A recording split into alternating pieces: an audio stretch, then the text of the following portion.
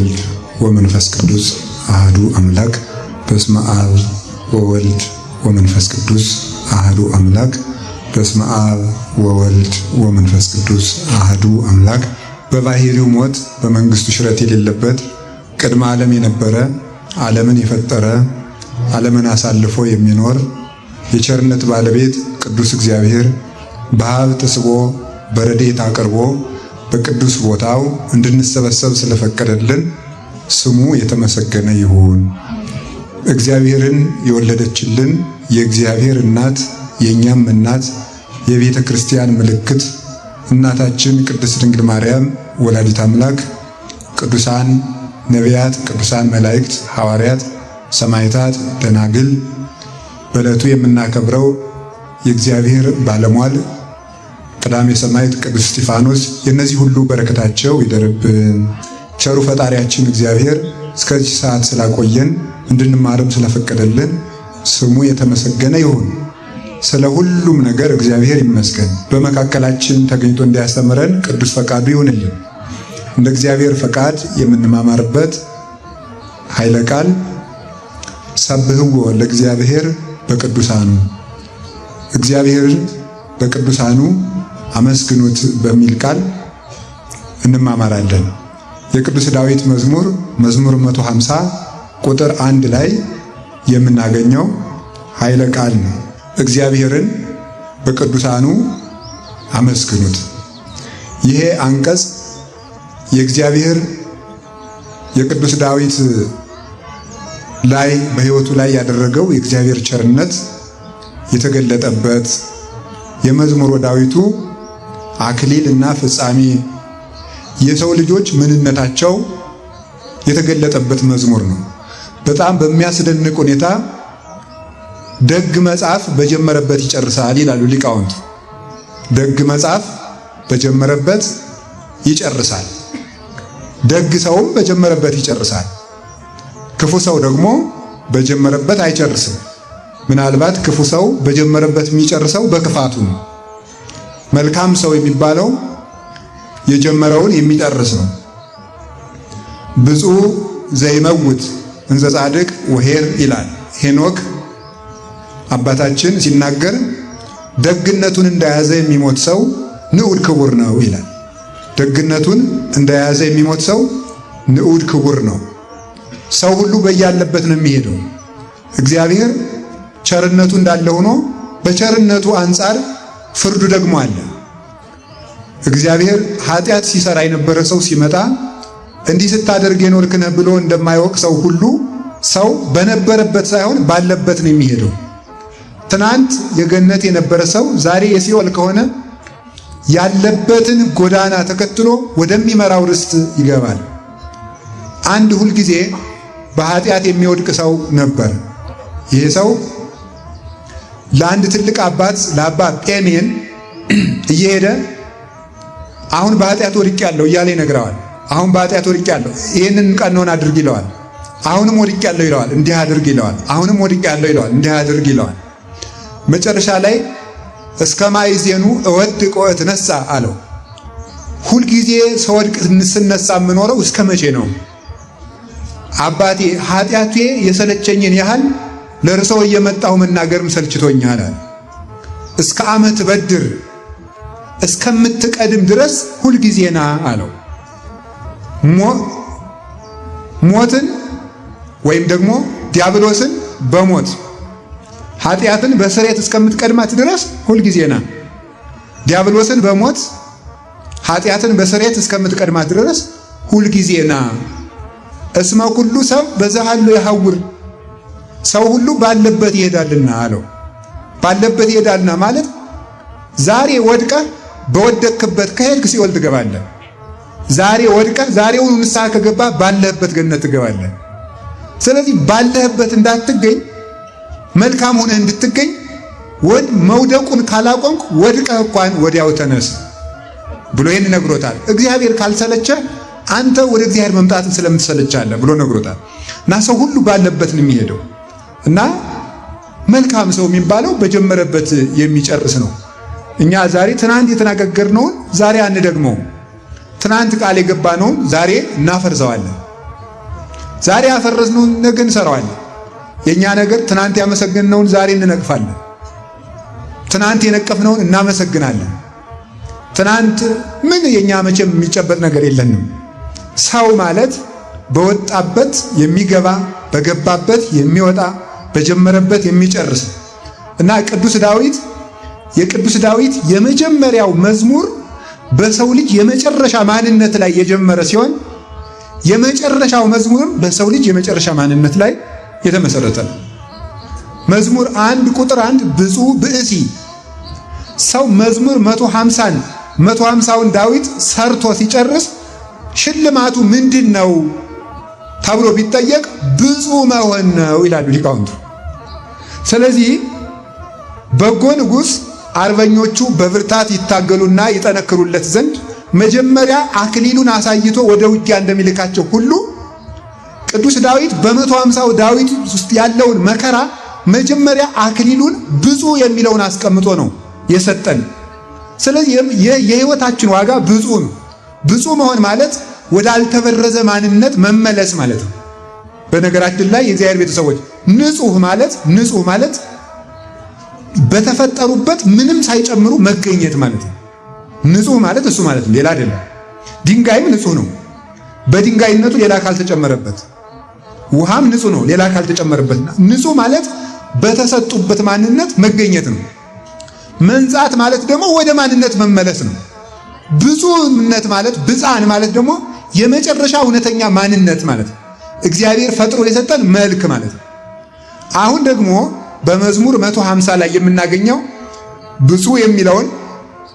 ብፁዕ የሚለው መሰረት ሲሆን 150 መዝሙር 150 ደግሞ ዘውድ ነው ይላሉ አባቶቻችን። ዳዊትን እየዘመረ የዳዊትን ሕግ የሚፈጽም ሰው ደግሞ ለዚያ ሰው ደግሞ የመጨረሻ ወታደር አርበኛ ሲሆን አክሊሉ ደግሞ ብፁዕ የሚለው ቃል ነው ይላሉ አባቶቻችን። 150ው ዳዊት ዘር ሲሆን ብፁዕ የሚለው መጨረሻ ላይ ከዛፉ ላይ የሚቀመጠው ፍሬው ነው። 150ውን ዳዊት ጠብቆ ሰው ምን ይሆናል ቢባል ብፁዕ ይሆናል። ወንጌልን ጠብቆ ሰው ምን ይሆናል? ብፁዕ ይሆናል። ወደ ተፈጠርንበት ማንነታችን እንመለሳለን፣ ያን እንሆናለን። እና አሁን በአጠቃላይ ብናስቀድስ፣ ብንጸልይ፣ ብንጾም፣ ብንሰግድ፣ በሰላም ብንኖር፣ ብንመጸውት፣ ብንነጻ፣ ከኃጢአት ብንጣቀም ለምንድን ነው ከተባለ መልካችንን ለመጠበቅ ነው። ሌላ ምንም አይደለም። ገነት የምትባል የሆነች አትክልት የበዛባት ሀገር ለመውረስ አይደለም። በእውነት እኛ የምንደክመው ክርስቶስን ለመምሰል ነው። ትክክለኛው ስጦታ ይህ ነው። ከዛፉ የሚረግፈውን ፍሬ ከሚፈልግ ሰው ይልቅ ወደ ዛፉ የሚሄድ ሰው ብፁዕ ነው። ከዛፉ የመጣውን ፍሬ የሚፈልግ ሰው ያችን ፍሬ በልቶ ሲጨርስ ሌላ ፍሬ ያገኝ። ወደ ዛፉ የሄደ ሰው ግን ከዛፉ የሚጠቃውን ፍሬ ሁሉ ሲያገኝ ይኖራል። በክርስቶስ የምናገኘውን ጸጋ ከመፈለግ ይልቅ ራሱን ክርስቶስን ማግኘት ታላቅ ጸጋ ነው። በዘመኑ ሲያስተምር ጌታችን መድኃኒታችን ኢየሱስ ክርስቶስ አይሁድን ይነቅፋቸው የነበረው ስለዚህ ነው። ከኔ ስለምታገኙት ነገር ይልቅ እኔን ብታገኙ ይቀድማል። እኔን ከያዛችሁ በእኔ የሚገኘው ነገር ከኔ ይገኛል ብሏቸው ነበረ። ፍርፋሪ ከመልቀም ራት መብላት የተሻለ ነው። ፍርፋሪ የሚጣለው ለውጭሎች ነው ተብሎ ተጽፏል። ከለባትኒ ጓ ይበሉ ዘይወድቅ እንፍርፋራት ማይዳት ይሆሙ ለውሉድ ልጆች ከሚጥሉት ፍርፋሪ ውሾችም ይለቅማሉ ተብሏል። ውሻ ፍርፋሪ እንደሚለቅም ማዕድ እንደማይሰራለት ጤና፣ ገንዘብ፣ ሀብት፣ ኑሮ እንደዚህ ያለው ነገር ሁሉ ፍርፋሪ ነው። ለአሕዛብ ሁሉ የተሰጣቸው ነው። ለእንስሳት ሁሉ የተሰጠ ነው። ለአራዊት ሁሉ የተሰጠ ነው። ለእጽዋት ሁሉ የተሰጠ ነው። እግዚአብሔር በካህሊነቱ እጽዋት እንኳን ያለ ጊዜያቸው እንዳይበጠሱ ጠባቂ መልአክ አስቀምጦላቸዋል። እግዚአብሔር ውሃን የሚጠብቅ መልአክ አስቀምጧል። እግዚአብሔር ፀሐይን በልኳ የሚያስጉዛት መልአክን ሹሟል። ለደመናው መልአክ አስቀምጦለታል እግዚአብሔር። እነዚህ ጻድቃን ስለሆኑ አይደሉም። እነዚህ ፍርፋሪ የሚለቅሙ ናቸው። እግዚአብሔር ለመኖር የሚሰጠውን የፍጡርነት ጸጋ ለቅመው የሚያድሩ ናቸው። እኛ የምንለቅም ሳይሆን ከደገኛው መምህራችን ከእውነተኛው መምህራችን የባሕርይ አምላክ ከሚሆን መምህር ዘአሲ ከሆነው ዋጋ የሚከፍል መምህር ከሆነው እንደኛ አስተምሮ የማስተማሩን ዋጋ ወይም እራታችን ወይም ምሳችን ወይም ምስጋናችን እንደምንጠብቀው እንደ ፍጡር መምህራን ያይደለ አስተምሮ ለማስተማሩ ዋጋ የሚቀበል ሳይሆን ዋጋ የሚሰጥ ሃይማኖትን ሰጥቶ ረድቶ ምግባር አሰርቶ በሰጠው ሃይማኖት ባሰራው ምግባር ይልመስገንበት ክፈሉኝ ሳይሆን ዋጋ የሚሰጥ እርሱ መምህር ዘባማን እውነተኛው መምህራችን ጌታችን መድኃኒታችን ኢየሱስ ክርስቶስ እርሱ ያስተማረን ይሄ ነው። ፍርፋሪ እንድንለቅም ሳይሆን ራሃት እንድንበላ። እነሆ በደጅ ቆሜ አንኳኳለሁ፣ ማንም የሚከፍትልኝ ቢኖር እኔ ገብቼ ከሱ ጋር ራት እበላለሁ። ክርስቶስ ከኛ ጋር ራት ይበላ ዘንድ ይወዳል፣ ምሳ ይበላ ዘንድ ይወዳል። ደቀ መዛሙርቱን አንዲት ሴት በተራበች ጊዜ አንዲት ሴት ለማነጋገር ምሳ ገዝታችሁ ነው ብሎ ዮሐንስ ወንጌል ምዕራፍ 4 ላይ ምሳ ግዙ ብሎ የላካቸው ለምን ይመስላችኋል? በኋላ ሲመለሱ ግን ምንድን ነው ያላቸው? ምሳ ብላ መምህር ሲሉት በመብል ዘይጣምሩ ዋንትሙ እናንተ የማታውቁት ምግብ አለኝ አላቸው። መብል የሰገበረ ፈቃዱ ላዌ የኔ መብል የአባቴን ፈቃድ መፈጸም ነው አለ። ያ የአባቱ ፈቃድ የሰው ልጆች መዳን ነበረ። የዚያችን ሴት መዳን ባገኘ ጊዜ ያችን ሴት ወደሱ ከመለሳት በኋላ የተጠማው ውሃም የሷ መዳን ነበረ፣ የተራበው ምግብም የሷው መዳን። እግዚአብሔር እንደ ሰው ልጆች መዳን አድርጎ የሚወደው ነገር የለም። እግዚአብሔር እንደ ሰው ልጆች ጥፋት አድርጎ የሚያሳዝነው ነገር የለም። ቃል በራማ ተሰማ ሚል ቃል ሁላችን እናውቃለን። ራሔልን ቃል በራማ ተሰማ ራሔል እንዘ ትበኪ በእንተ ውሉዳ ራሔል ስለ ልጆቿ አለቀሰች። እስመ ይኮንዋ ውሉዳ ውሉደ ልጆቿ ልጅ አልሆኗትምና ራማ በይል ልዑል መካን ይላል ሊቃውንቱ ሲተረጉሙት። ራማ ማለት ከፍ ያለ ቦታ ልዑል ማለት ነው። ልዑል ማለት ደግሞ እግዚአብሔር ነው። ቃል በራማ ተሰማ ማለት እግዚአብሔር ስለ ሰው ልጆች አዘነ ማለት ነው። ራማ ተብሎ የተጠራ እግዚአብሔር ራሱ ነው። እግዚአብሔር ስለ ሰው ልጆች አዘነ። ምን ብሎ ነው የሚያዝን? አልድንለት ብለው። ራሔል ስለ ልጆቿ አለቀሰች። ራሔል ማለት መንግሥተ ሰማያት ናት። ስለ ልጆቿ አለቀሰች ማለት እግዚአብሔር እንዲህ አዘጋጅቶ ፈጥሮኝ በነፃ ለሰው ልጆች በቀዝቃዛ ውሃ እንኳን ሰጥቶኝ የሚገባብኝ አጣሁ ብላ መንግሥተ ሰማያት አዘነች ማለት። መንግሥተ ሰማያት አዘነች፣ የሚገባባት አጣ። እግዚአብሔር ሰውን ለማዳን እስከ ቀዝቃዛ ውሃ ወርዶ የጠየቀ ፍጹም ትሑትና ቸር አባት ሲሆን ሰው ግን በዚህ እንኳን እስካለ መዳን ደርሶ መዳንን የማይሻ ፍጹም ትዕቢተኛና የተዘጋ ልብ ያለው እስኪሆን ድረስ ራሱን አደህይቷል። እና ይህንን ነው እግዚአብሔር ከሰዎች ዘንድ የሚፈልገው የሰው ልጆችን መዳን ነው። ሰዎችም የተፈጠሩት እሱን እንድንመስል ነው። እና ፍርፋሪ ለቃሚ ማለት ታምራትን የሚፈልግ ምግብ የሚፈልግ ጤና የሚፈልግ ያንን ሲያጣ አኩርፎ ከእግዚአብሔር የሚኮበልል ይህ ፍርፋሪ ለቃሚ ነው። ገዳማት በቅዱሳን ቤተ ክርስቲያናት በቅዱሳት መጻሕፍት በኩል እግዚአብሔር ስለሚመሰገን ነው። እግዚአብሔር ስለሚከብርበት ነው። የእግዚአብሔር የመክበሪያ ቦታዎች ስለሆኑ ነው። በዚያ እግዚአብሔርን አመስግኑት። ሁለተኛ አሰረ ቅዱሳንን ተከትላችሁ እግዚአብሔርን አመስግኑት ነው። በቅዱሳን አመስግኑት ማለት አሰረ ቅዱሳንን ተመልከቱ። አሁን ጸሎት በማርያም አይቀርብም፣ ጸሎት በገብርኤል አይቀርብም፣ ጸሎት በገሌ በኩል አይቀርብም፣ ጸሎት በሚካኤል በኩል አይቀርብም የሚለው ዝም ብሎ ወፍ ዘራሽ ትምህርት ነው። እግዚአብሔርን በቅዱሳኑ አመስግኑት ከተባለ በቅዱሳን በኩል ለእግዚአብሔር ጸሎት አቀርባለሁ፣ ቅዱሳን ደግሞ ይዘውልኝ ይወጣሉ ማለት ነው። ሁለተኛ ደግሞ ምንድን ነው? እግዚአብሔርን አገልግለው በተቀደሱ ሰዎች መንገድ እግዚአብሔርን አመስግኑት። እግዚአብሔር የሚመሰገነው እንደማን ተደርጎ ነው? እንደው ዝም ብሎ ሃሌሉያ ያለ ሁሉ እግዚአብሔርን አመሰገንኩ ሊል ነው? ሃሌሉያ ያለ ሁሉ የሃሌሉያ እኮ ሞንታርቦም ይላል። ሞንታርቦ አሁን ሃሌሉያ ብለን ነፍስ የለውም። ሞንታርቦ ሃሌሉያ ይኸው እያለ ነው። ስሙት፣ ሃሌሉያ ይኸው እያለ ነው። ሞንታርቦም ሃሌሉያ ይላል። ሃሌሉያ ያለ ሁሉ እግዚአብሔርን አመሰገነ ማለት አይደለም። ማንን መስለህ ነው ያመሰገንከው? አብርሃምን መስለህ ነው? ሐዋርያትን መስለህ ነው? ጭምት ነህ ወይ? ትሑት ነህ ወይ? ነቃፊ አይደለም ወይ? አሁን እኮ ተመልከቱ፣ ሰው የክርስቶስ መንገድ እየተከተለ የምታዩት ለኢየሱስ የሚቆረቆር ሰው፣ ለክርስቶስ የሚቆረቆር ሰው፣ ለአማኑኤል የሚቆረቆር ሰው እኮ የክርስቶስን መልክ ላይበት ይገባኛል። ጭምት መሆን አለበት። የተቀጠቀጠ የጧፍ ኩስታሪን አያጠፋም። የጧፍ ኩስታሪን አያጠፋም። የተቀጠቀጠ ሸምበቆን አይሰብርም ተብሎ የተነገረ ጭምት ነው ጌታ መድኃኔዓለም። ፍጹም ማንንም የማይነቅፍ ሌላው ቀርቶ የተለሰኑ መቃብራት ፈሪሳውያንን እንኳን በሕዝብ መካከል አያዋርዳቸውም። ለራሳቸው ነበር የሚነግራቸው። ጭምት ነበረ። ጭምንነት የላቸውም። ቅዱሳንን አይመስሉ፣ ክርስቶስንም አይመስሉ። ማንን መስለህ አመሰገንከው?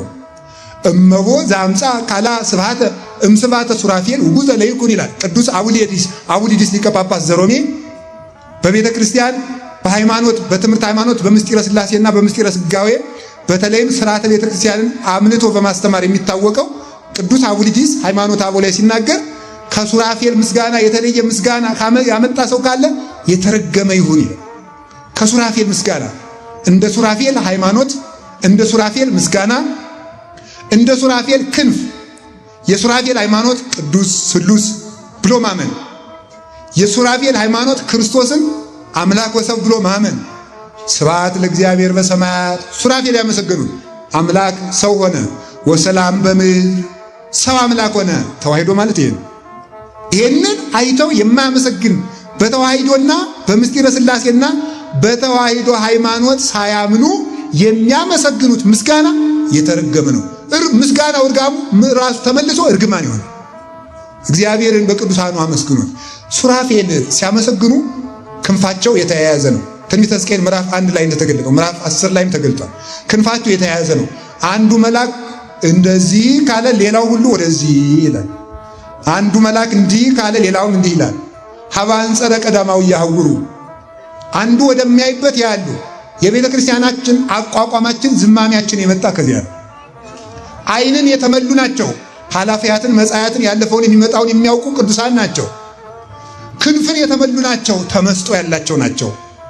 በልዕልና ሕሊና በልዕልና ነፍስ አንስርተ ሕሊና ናቸው።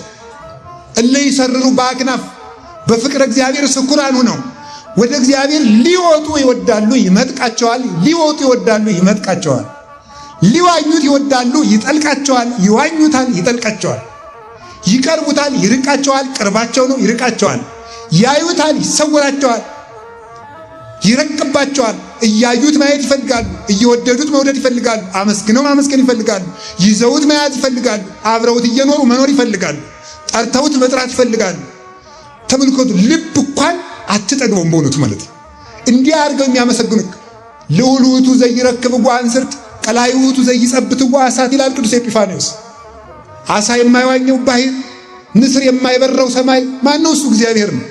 ይህንን እግዚአብሔር ያመሰግናል። ክንፋቸው የተያያዘ ነው ማለት አንድ መልአክ ከአንድ መልአክ ተነጥሎ አይቆምም። የተለየ ምስጋናም የለው።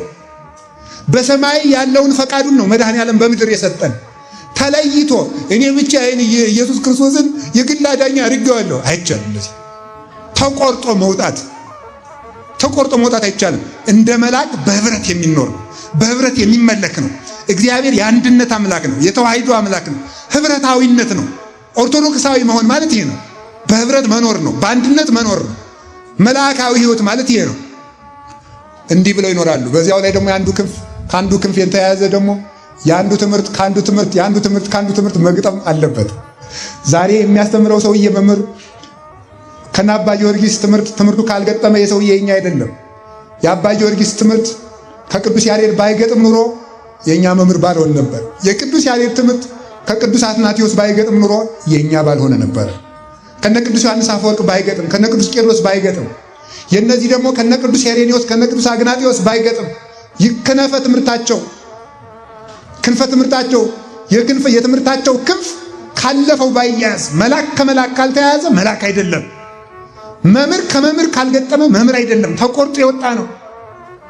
ከቅዱስ ጳውሎስ ያልገጠመ፣ ከሐዋርያውያን አበው ያልገጠመ፣ ከመልአክ ያልገጠመ፣ ከሰማይ ምስጋናው ከመላእክት ምስጋና ተቆርጦ የወጣ ትምህርቱ ከሐዋርያትና ከሐዋርያት ልጆች ከሊቃውንት ተቆርጦ የወጣ የቤተክርስቲያን አባት አይደለም። ይህን ነው ሰው መለኪያው ማለት። የተያያዙ ክንፋቸው የተያያዘ እንዲህ አድርገው ያመሰግናሉ። በቅዱሳን መላእክት ዜማ አመስግኑት። እንዲህ ያለች ቤተክርስቲያን የት ትገኛለች? በእውነት የሰማይ ምስጋና ሰብሕዎ ለእግዚአብሔር በቅዱሳኑ እግዚአብሔርን በቅዱሳን መላእክት ምስጋና አመስግኑት። ማን? ኢትዮጵያ ዋይ ዜማ ዘሰማይኩ በሰማይ መላእክት ቅዱሳን። ከሰማይ ከመላእክት ሰምቼ የመጣሁት ዜማ እንደምን ያለ ነው! ምን ያምር ይላል ቅዱስ ያሬድ። ከሰማይ የመጣ ዜማ ያላት ስርዓተ ሰማይ ያላት በስርዓተ ሰማይ የተጠበቀ የመቅደስ ስርዓት ያላት ወባቲ ለዛቲ ቤተክርስቲያን ስርዓተ መላእክት አርአያ ዘበሰማያት ቤተክርስቲያን ትትሜሰር በጽርሐ አርያም ዘላይሉ ወቅድስት ድንግል በሰረገላ እሳት። ለዚህች ቤተክርስቲያን በሰማይ ያለ የመላእክት ስርዓት አላት። ቤተክርስቲያን ጽርሐ አርያም ትመስላለች። ጽርሐ አርያም እንደምትመስል ቅድስት ድንግል ደግሞ በሰረገላ እሳት ትመስላለች። አራቱ ኪሩቤል አራቱ ወንጌላውያንን ይመስላሉ። በዚህ የተተኩ ናቸው። ሱራፌል ካህናትን ይመስላሉ። መላእክት መነኮሳትን ይመስላሉ። በንጽህና ነዋሪዎች ናቸውና። ሌሎቹ የመላእክት ክፍሎች ደግሞ ዲያቆናትን ይመስላሉ። ማይጠንቱ ማይጠንታችን ይመስላል። በሰማይ ያለው የ24ቱ ካህናተ ሰማይ 24 መሆናቸው 25 ማዕረግ እግዚአብሔር ፍጥረት አንሶት ነው። 23 ማዕረጉስ ያንሳሉ ብሎ ነው። 24 ያደረገው ደግሞ 24 ሰዓት ለሚገለገለው ለቤተ ክርስቲያን አገልግሎት።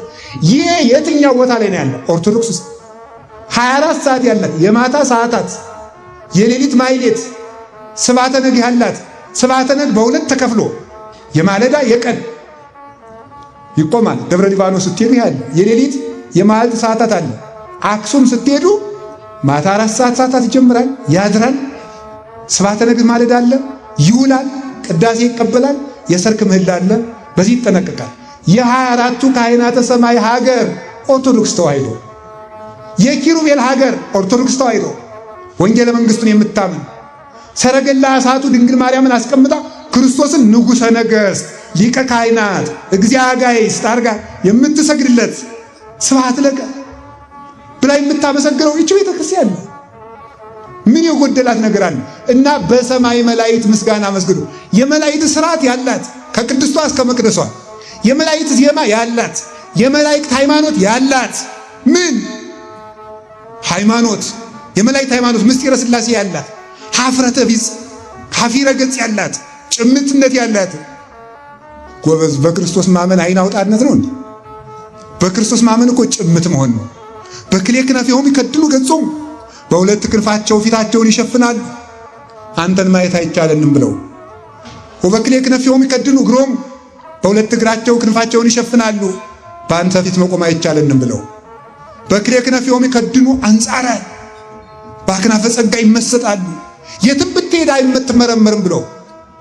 በተመልከቱ በርዕሰ ልቡና አትመረመርም፣ ራስን መሸፈን። በእግረ ልቡና አይደረስብህም፣ በአክናፈ ልቡና አይደረስብህም። ወዲያ ወዲህም ቢሉም አትመረመርም። እንዲህ ብለው በሀፊረ ገጹ ነው ስርዓታችን። ሴቶች ራሳቸውን ይከናነቡ። ይህ እኮ ነው። ወንዶችም ነጠላ ለብሰን በየስርዓታችን ቁመን የምናመሰግነው ምስጋና እጃችን ዘርግተን ሁለቱ ሀፊረ ገጽ ተሰጥቶን ፊታችን መሸፈን በፍርሃት በረዓድ ቁመን ምን ላይለ ይኩን ህሊናክሙ አይምሩ ሀበዘ ተቀጉሙ። ተመልከቱ ዲያቆኑ ቅዳሴ ላይ ይሄ ነው። ላይለ ይኩን ህሊናክሙ ህሊናችሁ ወደ ሰማይ ይሁን፣ አይምሩ ሀበዘ ተቀጉሙ። የቆማችሁበትን ቦታ እወቁት። በንጉሠ ነገሥቱ በኢየሱስ ክርስቶስ ፊት እንደቆማችሁ እወቁ። ጭምትነትን፣ እርጋታን፣ ስክነትን፣ ሀፊረ ገጽን የሰጠችን ቤተክርስቲያን የመልአክ ስርዓት ያላት እናታችን ቅድስት ቤተክርስቲያን። በዚህ ምስጋና እግዚአብሔርን አመስግኖት። በፈሪሃ ገጽ በፈሪሃ እግዚአብሔር ሆናችሁ በሰፊሃ ሕሊና ሆናችሁ በፈሪሃ እግዚአብሔር ሆናችሁ እግዚአብሔርን አመስግኑት። በቅዱሳን ሃይማኖት ጸንታችሁ እግዚአብሔርን አመስግኑት። የማን ሃይማኖት ነው? ሰብሕዎ ለእግዚአብሔር በጽንዕ ኃይሉ፣ እግዚአብሔርን ኃያል እንደመሆኑ አመስግኑት። እግዚአብሔር ኃያል መዋዕይ ወመስተበቅል፣ እግዚአብሔር አሸናፊ ነው። ኃያልነቱ የሚደነቀው ያለ ኃይል ሳይሰበስብ የሚያሸንፍ ነው። ልብኒ ይደክም ማይምሮቱ፣ ልብ እግዚአብሔርን ከማሰብ የተነሳ ማወቅ ተነስቶ እግዚአብሔርን ታግሎ ይሸንፋል። አንድ ትልቅ አስተዋይ ሰው ነበረ። ይሄ ሰው ገማልያል ይባላል። ምሁረ ኦሪት ነው። ሐዋርያትን አይሁዳውያን ሲደበድባቸው ሲያሰቃዩአቸው እንድናል ኢትኩኑ ከመ ዘይጸባ ምስለ እግዚአብሔር፣ ከእግዚአብሔር ጋር እንደሚጣላ ሰው አትሁኑ ነው ያላቸው። ከነዚህ ሰዎች ጋር ብትጣሉ ከእግዚአብሔር ጋር ትጣላላችሁ ነበር ያላቸው። እግዚአብሔር በድካም የሚያሸንፍ አምላክ ነው። በእንጨት ባህር የሚከፍል አምላክ ነው። በነሐስ እባብ የሚገድል አምላክ ነው። በጠጠር ኃያልን የሚያጠፋ አምላክ ነው እግዚአብሔር። በስትንፋሱ ሰማይና ምድርን ያሳልፋቸዋል። ዝምታው መልአክ ፈጥሯል እግዚአብሔር። አንድ መልአክ እኮ ይህን ሰማይ መጠቅለል ይችላል ከታዘዘ። እግዚአብሔር ግን ሳይናገር በዝምታው መልአክ ፈጥሯል። የእግዚአብሔር እንኳን ንግግሩ ዝምታው እንኳን መልአክ ይፈጥራል። እንዲህ ያለ ኃያል ነው እግዚአብሔር። እንዲህ ያለውን አሸናፊ አምላክ እንዳንተ ያለ ኃያል ማን አለ ብላችሁ አመስግኑት። እንዲያውም እኮ አበው እንደሚያስተምሩን እግዚአብሔር ዲያብሎስ የመጨረሻ ኃይሉን እስከሚጠቀም ድረስ ዝም የሚል ለምንድን ነው ሲባል የእግዚአብሔር ጥበቃ ከዲያብሎስ የመጨረሻ አቅም ሁሉ በላይ ነው እንድንል ነው። አሁን ዲያብሎስ በቤተ ክርስቲያን ላይ ያላደረገው አለ? ሁሉን አድርጓል። እና መከራ እስከ መጨረሻው ግፍ ድረስ ቤተ ክርስቲያን ውስጥ እንዲፈጸም እግዚአብሔር ዝም የሚል ለምንድን ነው? የዚህ ዓለም ኃይል ከእግዚአብሔር ትንሽ የጠብታ ኃይሉ ሁሉ በታች መሆኑን ለማመልከት ነው። መጨረሻ ላይ እግዚአብሔር ሲመጣ ሁሉም ጸጥ ይላል። ዛዛን ከለነ ማይበላተው ዛተ መናፍስት ዘኮን ከነመርሶ ሕይወት ሙስና ነፋሳት እየነቀነቁ ያመጡትን ማይበሉን ሞገዱን ጸጥ ያደረግልክልን ወተንሲዮ ገሰጾሙ ለነፋስ እግዚአብሔር ተነስቶ ነፋሳትን ገሰጻቸው ማለት ባጋንንት እየተነዱ የመጡትን ኃይለ ነገሥታትን ሁሉ ጸጥ ያደርጋቸዋል። የጦሩን ኃይል ጸጥ ያደርጋል። ያጋንንትን ኃይል ጸጥ ያደርጋል። ሁሉንም ዝም ያሰኘዋል እግዚአብሔር በአንድ ሰው። አዲያ እግዚአብሔርን በእንዲህ ኃይል አያልነቱ አሸንፉት፣ አመስግኑት። ለደካማው እልል በሉ ማለት አይደለም። ትምህርቱን ነው ያልኩ፣ ትምህርቱን ነው። እሺ እልል በሉ አላልኩ፣ አመስግኑት። ስለዚህ በኋላ ትምህርቱን ነው። እሺ እልልታውን ኋላ መጨረሻ ላይ ትላላችሁ፣ እነግራችኋለሁ። እግዚአብሔርን ለዚህ ኃያልነቱ አመስግኑት። አሁን ልብ በሉ ተመልከቱ። ኃይል በድካም ይገለጣል። እስቲ እግዚአብሔር ያሳያችሁ። ይሄ ምድር ከምን ላይ ነው ያለ? ከውሃ ላይ በሉ ውሃ ላይ አንድ ጠጠር ብንጠል ምን ይላል? ይሰጥማል አይደል? ግን ይሄ ሁሉ ጓዝ ተሸክማ መሬት የቆመችው ለምን ይመስላችኋል? እግዚአብሔር ለድካም ኃይልን ስለሚሰጥ፣ ለድካም ኃይልን ይሰጣል። እና እግዚአብሔር አቅነትኮሙ ተመልከቱ፣ ኃይለ ዘያቀንቶሙ ለአድባር ተራሮችን ተራራ የሚያስታጥቃቸው፣ ደካሞችን ኃይል የሚሰጣቸው፣ ኃያላንን የሚሰብራቸው፣ ቀስቱን የሚሰብር እርሱ እግዚአብሔር ነው። ሰብህዎ በክህሎቱ እግዚአብሔርን እንደ ካህሊነቱ አመስግኑት። እግዚአብሔር ሁሉን ቻይ እንደመሆኑ የገጠር ብቻ አይደለም፣ ከተማም አንዳንዱ ሲመርቅ ምን ይላል? አንዳንድ የገጠር እንደዚያ እግዚአብሔርን ሰብህዎ በክህሎቱ ነው፣ ሰብህዎ በክህሎቱ ነው። ይህ ወጣቶችን በዘፈን እግዚአብሔርን ልታመሰግኑላችኋል ይላል። ጌታዬ እንደዚህ የለም። ስድብ ብትችል በስድብ እግዚአብሔርን ልታመሰግን ነው አይደለም። ሰብህዎ በክህሎቱ ማለት በየችሎታችሁ አመስግኑ ማለት አይደለም። በየችሎታችን እናመሰግነዋለን። ግን በየችሎታችሁ አመስግኑ ማለት ዘፈን የቻለ ሁሉ እግዚአብሔርን በዘፈን ያመስግን ማለት አይደለም። ታዲያ ምን ማለት ነው ሲባል እግዚአብሔርን ከሃሊነቱን አውቃችሁ አመስግኑት። የእግዚአብሔርን ከሃሊነቱን ተረድታችሁ አመስግኑት፣ ሁሉን ቻይነቱ። እስኪ አንድ ጥያቄ ልጠይቃችሁ። አንድ እግዚአብሔር ከሚደነቅበት ከሃሊነቱ ሁለት ነገሮች ናቸው። አንዱ ይህን ዓለም ማምጣቱ ነው። ሁለተኛው ይህን ዓለም ማሳለፉ ነው። አሁን ተመልከቱ፣ ይህን ዓለም ማምጣት ተመልከቱ። የድሃ ቤት አለች። የድሃ ቤት ጠባብ ጎጆ ብትሆን የድሃ ቤት መባሏ ሀብት ማምጣት ስላልቻለች ነው። ደግሞ ችግሯ ደግሞ ብዙ ሀብት ሊሰጧትም ደግሞ መሸከም አትችልም። የታስቀምጠዋለች ሰፍቶ ካልተሰራ። እግዚአብሔር ይህንን ዓለም ከወዴት አመጣው እንጃ። እግዚአብሔር ያው የሌለን ነገር ማምጣት ለእግዚአብሔር ብቻ ይቻላል። የሌለን ማምጣት፣ የሌለውን ነገር ማምጣት። የሌለው የለም መጣ። ከየት ማለት በራሱ ስህተት ነው። ከየት ከተባለ ምንጭ አለው ማለት ነው። ለምድሩ ለሰማዩ ከየትም አይባልም፣ እንዴትም አይባልም። የለም ነበር ኖረ። ይህ ዓለም እንዴት እሱ ያውቃል። ኋላ ይህንን ዓለም ይወስደዋል። ወዴት እንጃ። ይወስደዋል ሳይሆን ያጠፋዋል። ሲጠፋስ ወዴት? ፍጡር እኮ የሌለን ማምጣት ብቻ ሳይሆን ያለን ነገር ማጥፋትም አይችልም።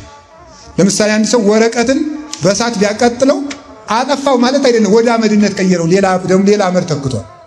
ማጥፋት ማለት ምንም እንዳይኖር ማድረግ ነው። አይቻልም።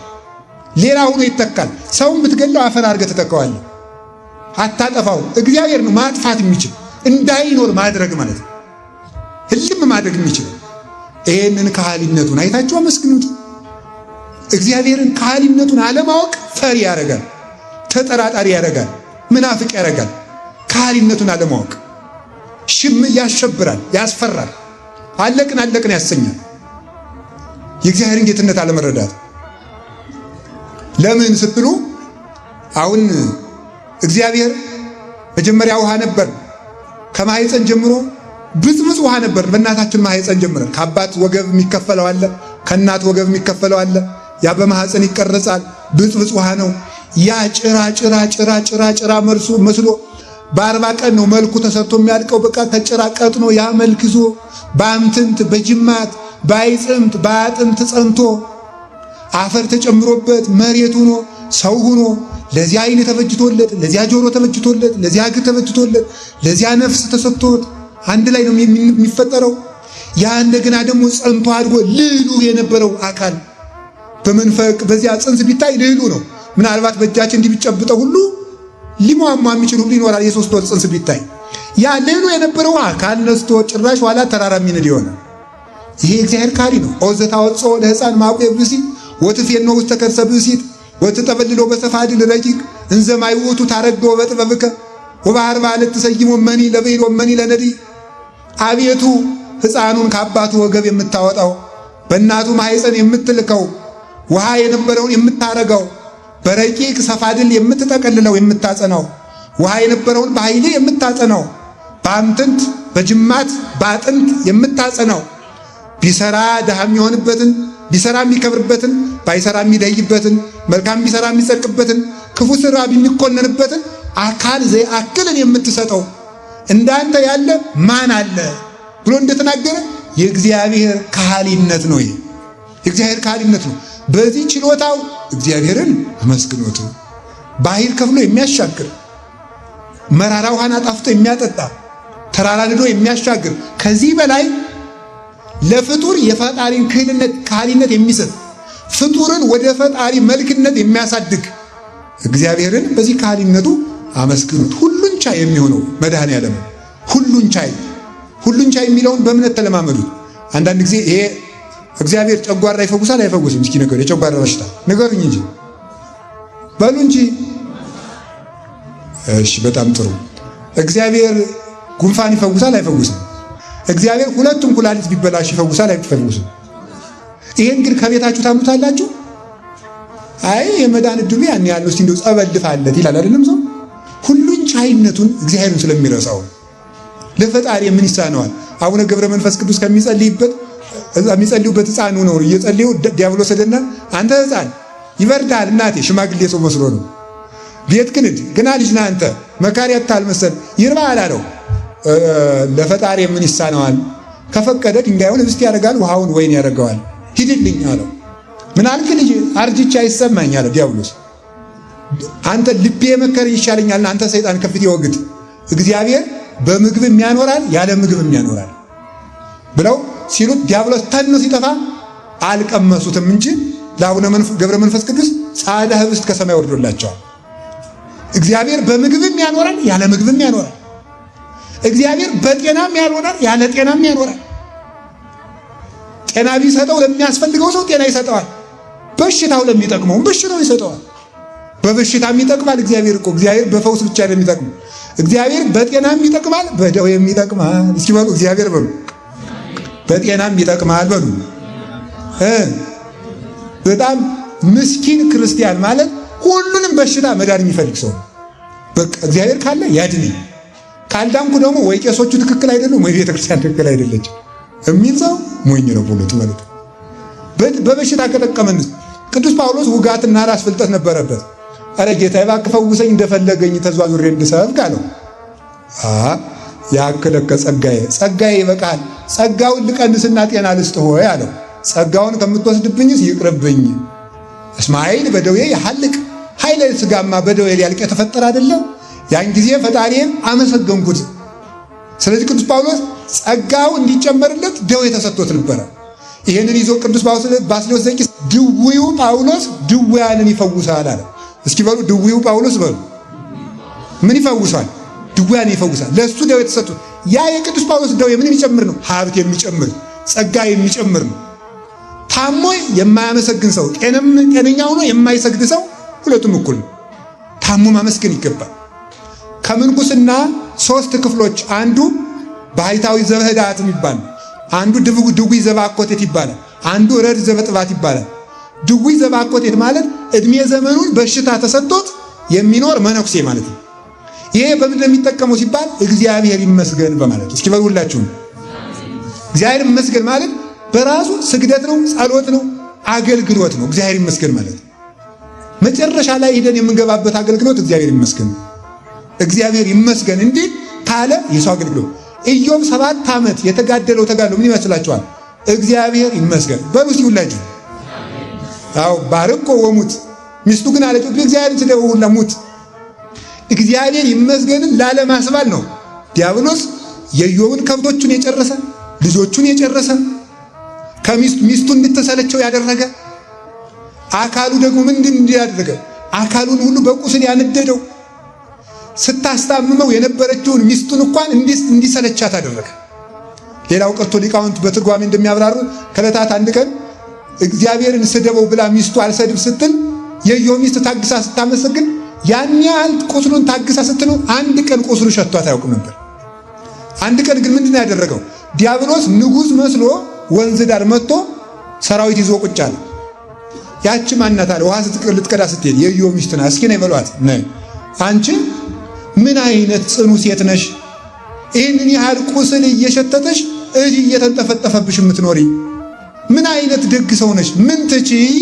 ወይ ጽናት ወይ ጽናት ይልቅ እንደኔ ያለ መዘዙ አግብተሽ አትኖሪ ማለት ወንድ መስሎ ሲላት አይ እሺ አለች። አይ በእኔ በዚሁ ቅሪ ሲላት አይ 7 ዓመት ያስታመምኩትና አንድ ቀን በውሃ ጥም ቢሞት ጸጸቱስ ያተርፈኛል ቢያንስ ውሃ ጥየለት ልምጣ ብላ ሄደች።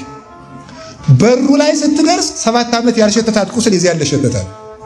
ለምን ሲባል ምን ትችይ ሲላት ምኑን ነው ችዬው የኖርኩት እግዚአብሔርስ ምኑን አስታቀፈኝ የሚል ህሊና የምሬት ህሊና ስለገባባት ነው። ምስጋና መከራን ያስረሳል።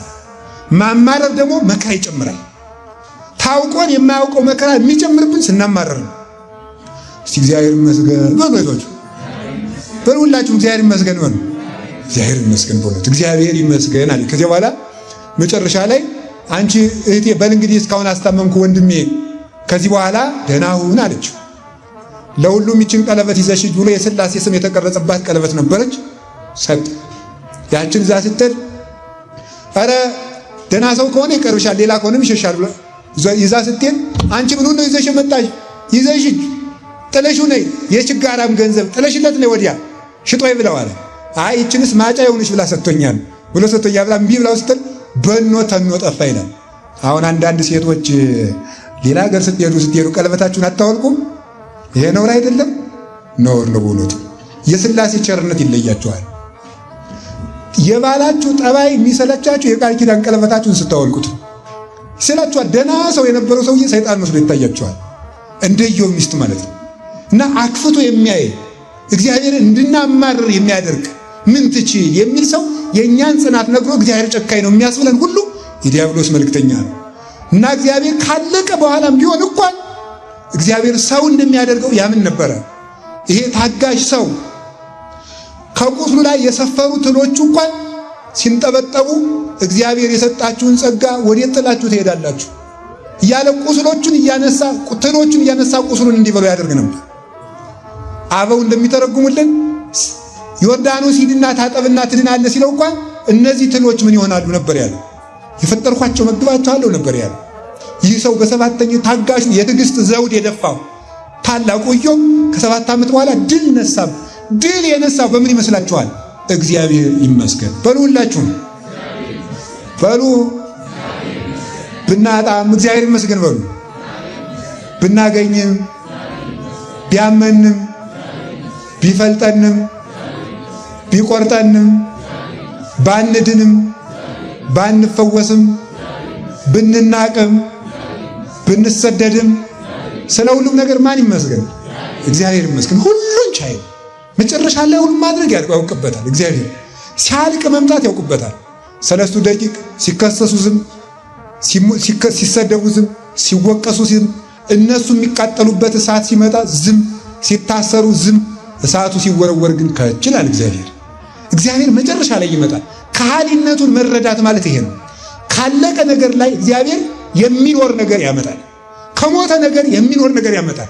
እግዚአብሔር ለሶምሶን ከሞተ አንበሳ ማር አውጥቶ የመገበው ብዙ ትርጉም ያለው ቢሆን ምንድነው? ከሞተ ነገር ላይ እንኳን ቢሆን እግዚአብሔር ሕይወትን ይዘራል። በሞተ ነገር ላይ ሕይወት መዝራት፣ ባለቀ ነገር ላይ የሚኖር ነገር መቀጠል ለእግዚአብሔር ይሳነዋል? አይሳነውም። መራራን ማጣፈጥ አይሳነውም።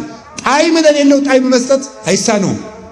በማንም ላይ ተፋቅሮ በሁሉ ያስተአምን፣ ተፋቅሮ በሁሉ ያስተያግስ፣ ተፋቅሮ በሁሉ ያስተማምናል ይላል።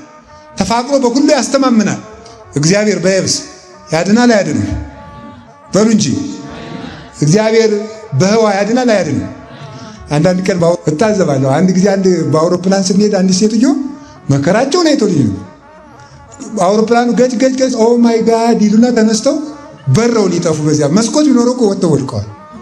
መከራ አለው። ፈረንጆቹ ፈርስት ታይም ይላሉ። ሁሉም ማለት ነው መጀመሪያ ዓመት ጓዝሽ ነው እያሉ ማለት እና መከራ እኔ እንዲያው በጣም መጨረሻ ላይ እንዴ በኢየሱስ ስም ልባቸው ወጥቶ ሊሄድ ሴትዮት ከዛ መጨረሻ ላይ እንዴ ኢየሱስን የሚያምኑት የብስ ላይ ብቻ ነው እንዴ?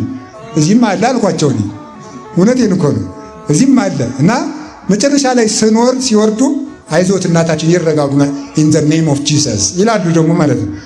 ከዚያ ግን አላሉም ነበረ። የኢየሱስ ስም ህዋ ላይ የለም አለ፣ ባህር ላይ የለም አለ። የእግዚአብሔር ካህሊነት ባለ ነገር ላይ የሚወሰን አይደለም፣ በሌለ ነገር ላይ ሁሉ የሚመግብ ነው እግዚአብሔር። እንዲሁም ሊቃውንት ምን ይላሉ? የእግዚአብሔርን ካህሊነት ሲያስረዱ ምን ይላሉ?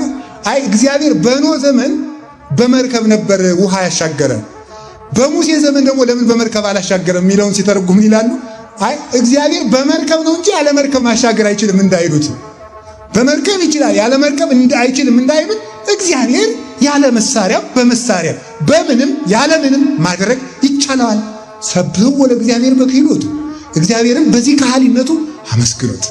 ያነሰውን ለሚያበዛ፣ የሌለውን እንዲኖር ለሚያደርግ፣ ከሞት ሕይወትን ለሚያወጣ፣ ከረከሰው ንጽሕናን ለሚያወጣ፣ ከርግማን በረከትን ለሚያበቀል እግዚአብሔርን ለካህሊነቱ አመስግኑት። ለደከመ ኃይልን ለሚሰጥ አመስግኑት። እግዚአብሔር በዚህ ይመሰገናል። እስቲ እግዚአብሔር ይመስገን በሉ ድገሙ፣ ጨምሩ። እግዚአብሔር ይመስገን በሉ። ሰብሕዎ ለእግዚአብሔር በቅዱሳኑ፣ ሰብሕዎ በጸና ኃይሉ፣ ሰብሕዎ በክህሎቱ፣ ሰብሕዎ በከመ ብዝኃ እበዩ። እንደ ልዕልናው መጠን እግዚአብሔርን አመስግኑት። ልዕልና ማለት ምን ማለት ነው? አሁን ተመልከቱ። ልዑል ማለት ከፍ ያለ ማለት ነው። አንደኛው ባህሪው አይመረመርም። ሁለተኛ ተመልከቱ። መኑ ይትዓደው ለወልደ እሁየ እስመ ልዑል መዝራዕተ የማኑ ይላል ሰሎሞን መኃልየ ዘሰሎሞን ላይ ሲናገር መኑ ይትዓደው ለወልደ እሁየ፣ ልጅ ወንድሜ እግዚአብሔርን ለቤተ እስራኤል የቤተ እስራኤል ሙሽራዋ ስለሆነ አንድም ለቤተ ክርስቲያን ልጅ ወንድሜ የሚባል ክርስቶስን የሚቋቋመው ድል የሚነሳው የሚያሸንፈው የሚሟገተው ማን ነው? እስመ ልዑል መዝራዕተ የማኑ፣ የአብ የባሕርይ ልጁ ኢየሱስ ክርስቶስ ባሕርዩ ስልጣኑ ልዑል ነውና የወልድ ጌትነቱ ልዑል ነውና ወልድን ተቋቁሞ ድል የሚነሳው ማን ነው? ስደት ነውን? አልሆነም። በ2 ዓመቱ ተሰደደ ነውን? ረሃብ ነውን? 40 ቀን ጾሞ አጋንንትን ድል ነስቷቸዋል። ስቅላት ነውን? ይህንም አሸንፏል። ውግረት ነውን? ይህንም አሸንፏል። ሕማም ነውን? ይህንም አሸንፏል። ሞት ነውን? የመጨረሻውን ባለስልጣን የሞትን መውጊያውን ያወለቀ እስመ ልዑል መዝራዕተ የማኑ፣ ልጅ ወንድሜ ክርስቶስን ማን ይቋቋመዋል? ልዑል ነው፣ ከፍ ያለ እግዚአብሔር ከሁሉም ነገር በላይ ነው። ጌታችን መድኃኒታችን ኢየሱስ ክርስቶስ በጣም ጉልበት የነበራቸው ሰዎች ነበሩ በዓለም ላይ። እነዚህ አንትቶ ደካማ ሰዎችን፣ የተናቁ ደካሞችን ለደቀ መዝሙርነት የመረጠበት ምክንያት ኋላ ወንጌል ሲሰፋና ቤተክርስቲያን ስትንሰራፋ ደና ጉልበተኛ ጦረኛ ሰዎችን እኮ ተማሪ አድርጎ ሐዋርያ አድርጎ ልኮ በጉልበት ነው ሃይማኖትን ያስፋፋ እንዳይባል በሱ በደቀ መዛሙርቱ ደካማነት የሱ ኃያልነት እንዲገለጥ ደካሞችን፣ ድሆችን፣ ዕውቀት የሌላቸውን መርጦ ነበር የላካቸው።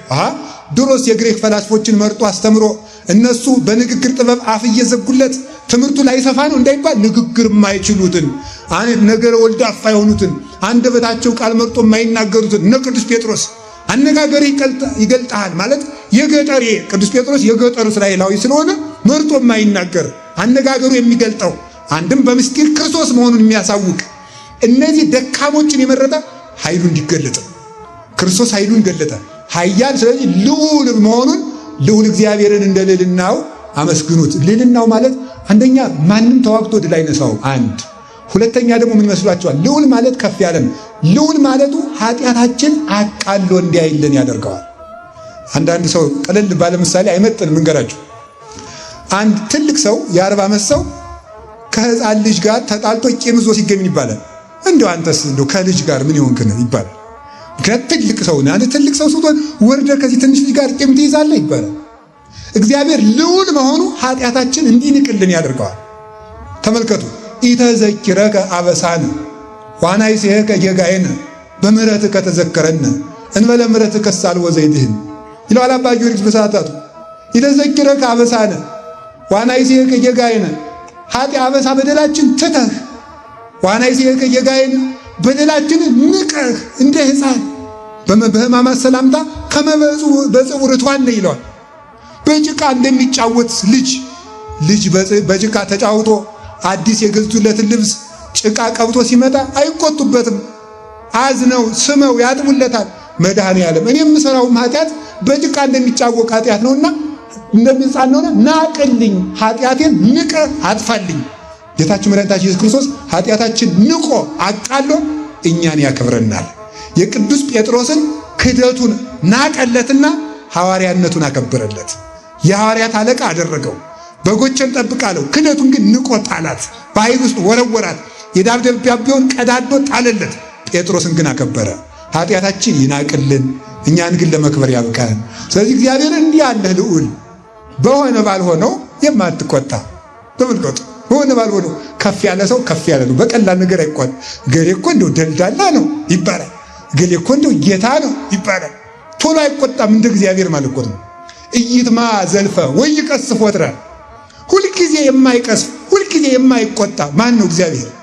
ቅዱስ ያሬድ ደግሞ ወመኑ መሐሪ ዘከማከ መሐሪ ወትረ ይለዋል። ደግሞ በሌላ መዝሙር ከዚህ የመዝሙር በአንድ ሲናገር መሐሪ ወትረ ሁልጊዜ የሚምር ማን ነው? እግዚአብሔር። ሁልጊዜ የሚምር ምንድን ነው? ሁልጊዜ የሚምር ማለት ሰውየው ምን ያደርጋል? ከገሌ ጋር ታረቁ፣ አልታረቅ። ለምን እንዴ? ሰኞ ታገዝኩት፣ ማክሰኞ ታገዝኩት፣ ረቡዕ ታገዝኩት፣ አሁን ማበዛውም እኮ ይላል። አምና ታገዝኩት፣ ዘንድሮ ታገዝኩት፣ አሁን ማበዛው እኮ ይላል። ደግሞ ምን ይላል? አንድ ሰው በቀደም ድንጋይ ወረወረብኝ፣ ታገዝኩት። በቀደም ደግሞ ጎረቤት ነበረ የእጅ ጣቢ ደፋብኝ፣ ታገዝኩት። ከዚህ በላይ ምን ላድርግ ብላችሁ ነው ይላል። እግዚአብሔር እኮ ስንት ነገር አፍርሰን ታግሶናል። ስለዚህ ምን ይባላል? ልዑል እግዚአብሔር። ልዑል እግዚአብሔር በሉ ይመስገን በሉ እንጂ አሁንም እግዚአብሔር ይመስገን። ሰብህዎ በከመ በዛብሑ ሰብህዎ በቃለ ቀርን እንጨርሰው ቶሎ። ሰብህዎ በቃለ ቀርን እግዚአብሔርን በቀንደ መለከት አመስግኑት። ይሄ በቀንደ መለከት በብሉይ ኪዳን በዓመት 2 ጊዜ ይመታ ነበረ። ይሄ ብሉይ ኪዳንና ሐዲስ ኪዳንን የሚያመለክት ነው። የቅዱስ ሲኖዶስን ዓመታዊ ጉባኤም የሚያመለክት ነው። አሁን የቅዱስ ሲኖዶስ ጉባኤ እየተካሄደ ነው አይደለም? ያ የብሉይ ኪዳኑ ቀንደ መለከት ይህንን የሚያጠይቅ ነበረ።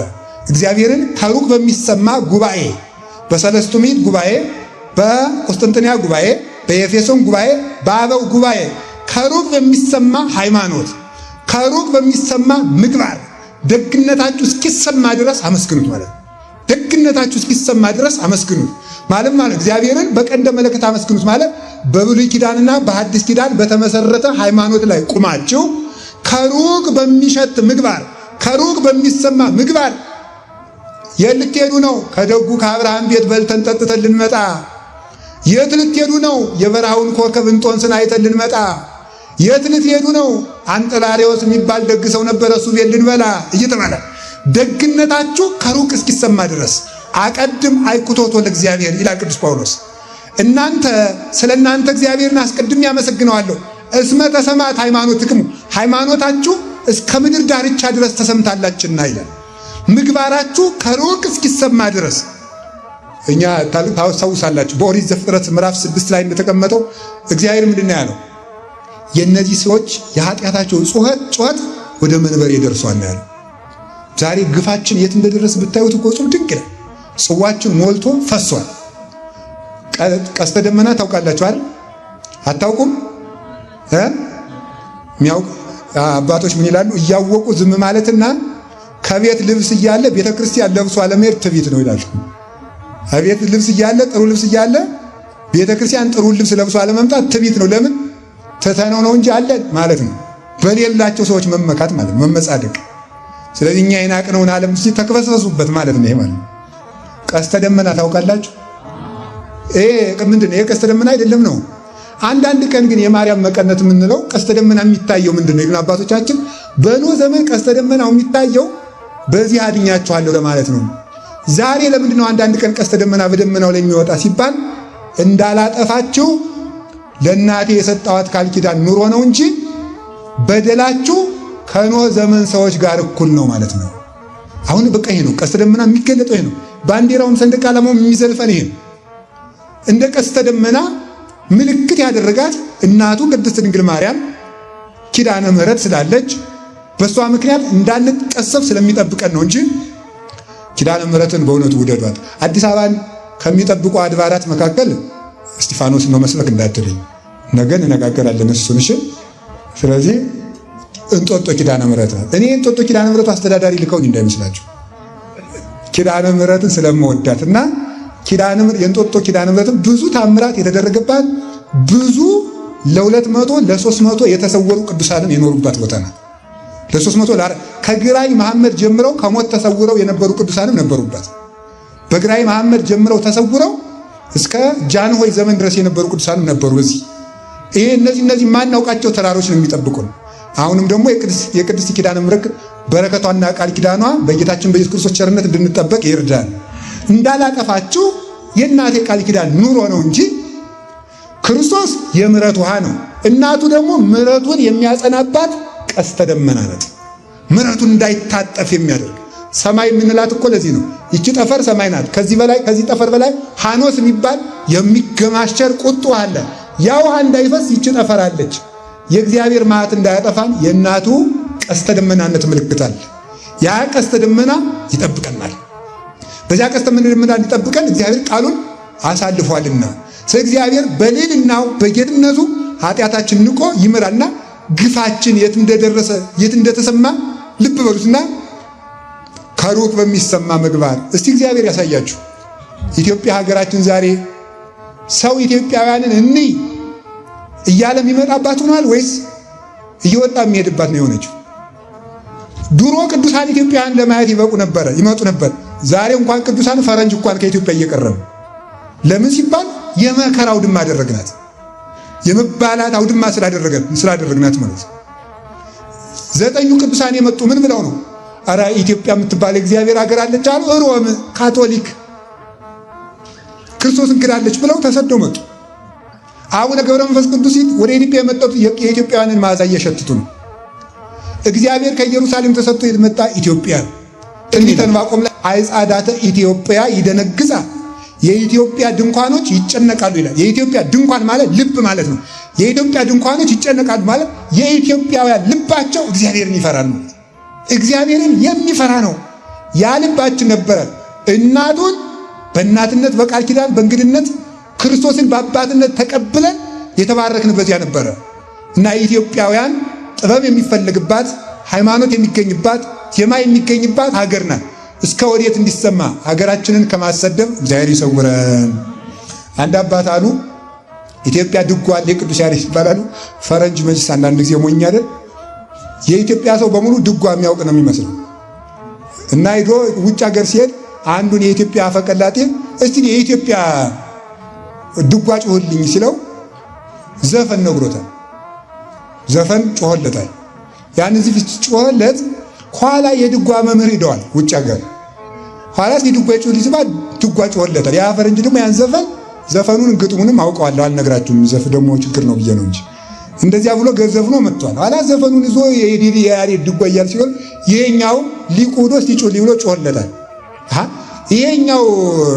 ይሄኛውስ ድጓ ነው ብሎኛል። አይ እሱ ገና የሚለማመዱት ስለሆነ ይሄን አጥፋው ብሎ አስጠፋው። ለምን?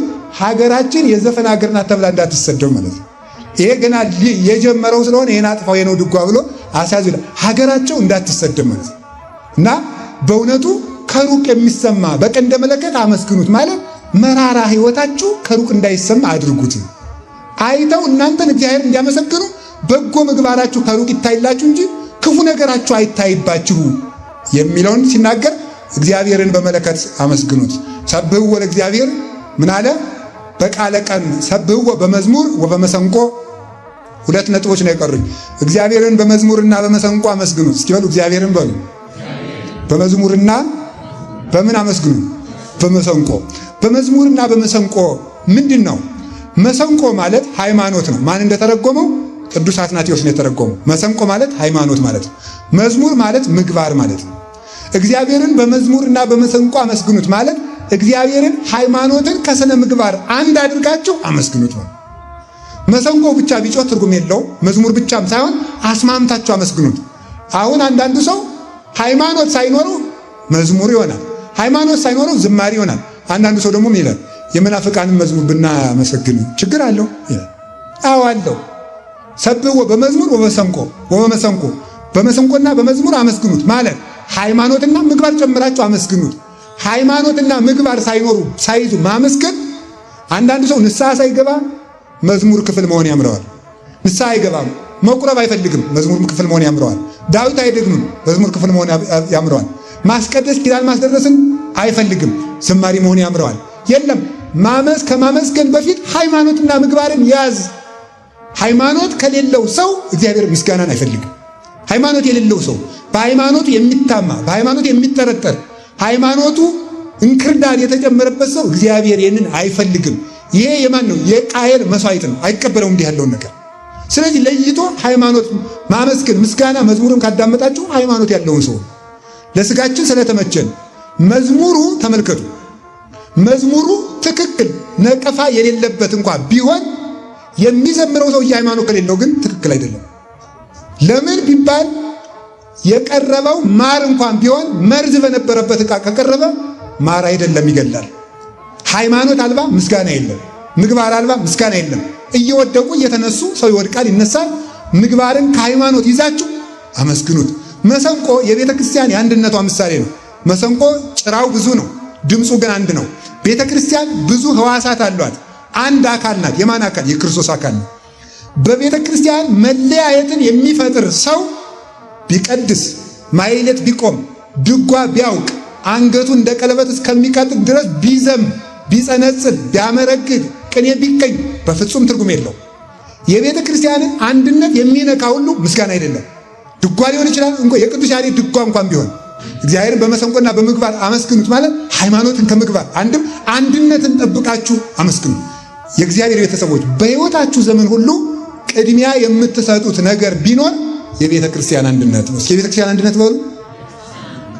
አባ የቤተ ክርስቲያንን አንድነት የሚነካ ከሆነ አባ ቀርቶ ቤተ ክርስቲያን ይዛችሁ ትቀጥላላችሁ። የሚደረገው እንደዚህ ነው ማለት። ማንም ሰው ከቤተ ክርስቲያን ሊበልጥ አይገባም። ሌላው ቀርቶ በእውነት ማለት ነው ብፁዕ ወቅዱስ አባታችንን ያከብራለሁ።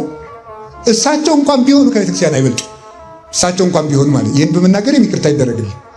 ማንኛውም ሰው የቤተ ክርስቲያን አንድ አካል ነው። እስኪ አንድ አካል ነው በሉ። አንድ አካል ነው። ማዕረጋቸው፣ ቅድስናቸው፣ ክህነታቸው፣ ቡራኪያቸው ይደርሰናል፣ ይባርኩናል። ማንም ሰው ከቤተ ክርስቲያን በላይ በታች ነው። የቤተ ክርስቲያን ራሷ ኢየሱስ ክርስቶስ ነው። ቤተ ክርስቲያን በክርስቶስ ራስነት የምታስብ ናት። በሰዎች ራስ አታስብም። በሰዎች አይምሮ አታስብም። በሰዎች ልብ አታስብም። የቤተ ክርስቲያን ልቧ የክርስቶስ ልብ ነው። የቤተ ክርስቲያን ሐሳቧ የክርስቶስ ሐሳብ ነው። ማንም ሰው ከክርስቶስ ቤተ ክርስቲያን ሊበልጥ አይገባም። ቤተ ክርስቲያን የሚነቅፋት የሚለያያት ሁሉ የቤተ ክርስቲያን አይደለም፣ የእግዚአብሔርም አይደለም። ስለዚህ እግዚአብሔርን ለማመስገን አንድነት ይቀድማል። እስኪ አንድነት ይቀድማል በሉ። ሁላችሁም በሉ ንገሩኝ እንጂ ምን ይቀድማል? አንድነት ይቀድማል። እንኳን መዝሙር መዘመር ማስቀደስ እንኳን ተለያይቶ አይፈጸምም። ወደ እግዚአብሔር ቤት መስዋዕት ይዘህ ብትመጣ ከበሩ ላይ ከደጀ ሰላሙ እዚያ ስትደርስ ወንድምህን እንደተጣላኸው ብታስብ መጀመሪያ ሄደህ ወንድምህን ታርቀህ መጥተህ ከዚያ በኋላ መስዋዕትህን አቅርብ። ስለዚህ ምንድን ነው ያለው? ንጹሕ የሆነ ከቁርባኑ ይቀበል፣ ንጹሕ ያልሆነ ግን አይቀበል።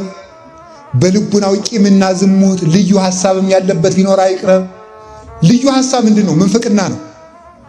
ቂም፣ ዝሙት እነዚህን የያዘ ሰው ነው የተባለ። እውነቱ ምን ማለት ነው? በንስሐ ንጻ ማለት ነው። ተወው፣ ቂሙን ተው። ቂም ማለት የሰዎችን ልብ የሚበላ ትል ነው። ቅድስናን በልቶ የሚጨርስ ከውስጥ የተቀበረ እባብ ነው። ያንን መተው፣ መለያየትን ማጥፋት፣ ከቤተ ክርስቲያን አንድነት መጨመር። ሰው ቤተ ክርስቲያንን የሚያውካት ከሆነ ቅዱስ ጳውሎስ የሚያውኳችሁ ይቆረጡ እንዳለ እሱ ተቆርጦ ቤተ ክርስቲያን አንድ ትሆናለች። የቤተ ክርስቲያንን አንድነት ማንም ከቤተ ክርስቲያን ክብር አይበልጥም። ይሄንን አስባችሁ አመስግኑ። ከቃሉ ጋር ናችሁ።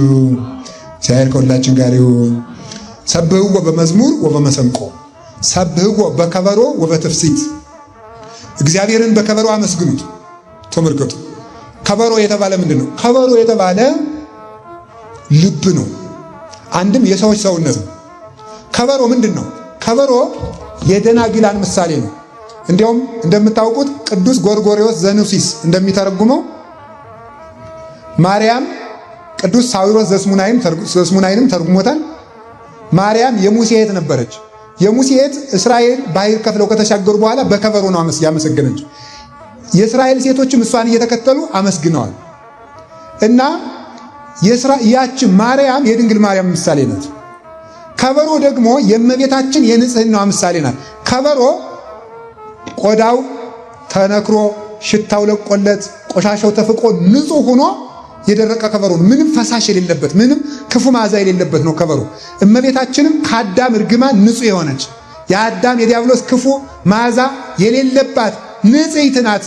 እንደዚህ ያለ ንጽህና የያዘች ናት ማርያም። ከዛ የሚከተሏትሳ ወይ ወስዱ ደናግለ ድህሪሃ ማርያም የሙሴን እህት እየተከተሉ የሚያመሰግኑ ደናግል ደግሞ የእመቤታችንን ንጽህና እየተከተሉ የሚመንኑ ደናግል ናቸው። እነዚያን እየተከተሉ ባህር ተከፍሎ የተሻገሩ ክርስቶስ ገሃነመ እሳትን ካሻገራቸው ሙሴ ደግሞ ክርስቶስ ነው፣ የዚህ ሁሉ አለቃ። ማርያም ሴቶችን ትመራ ነበረ። ሙሴ ደግሞ እስራኤልን መላውን። ክርስቶስ የቤተ ክርስቲያን ራስ፣ የቤተ ክርስቲያን አምላክ፣ የቤተ ክርስቲያን ሕይወት፣ የቤተ ክርስቲያን ንጉሥ ነው። ድንግል ማርያም ደግሞ የቤተ ክርስቲያን ምልክት ናት። የቤተ ክርስቲያን ምልክት ቤተ ክርስቲያንን ለማሳየት ከድንግል ማርያም በላይ ውብ የለም። ድንግል ማርያምን ለማሳየት ከቤተ ክርስቲያን በላይ ውብ የለም። ይቺ ምልክት ናት። እመቤታችን እሷን እያየን ለሃይማኖት ምልክታችን ናት። ይደረግ ብለን ሲደረግ ያላየነው እንድናምን ይደረግልኝ ስትል ለሃይማኖት ምልክታችን ናት።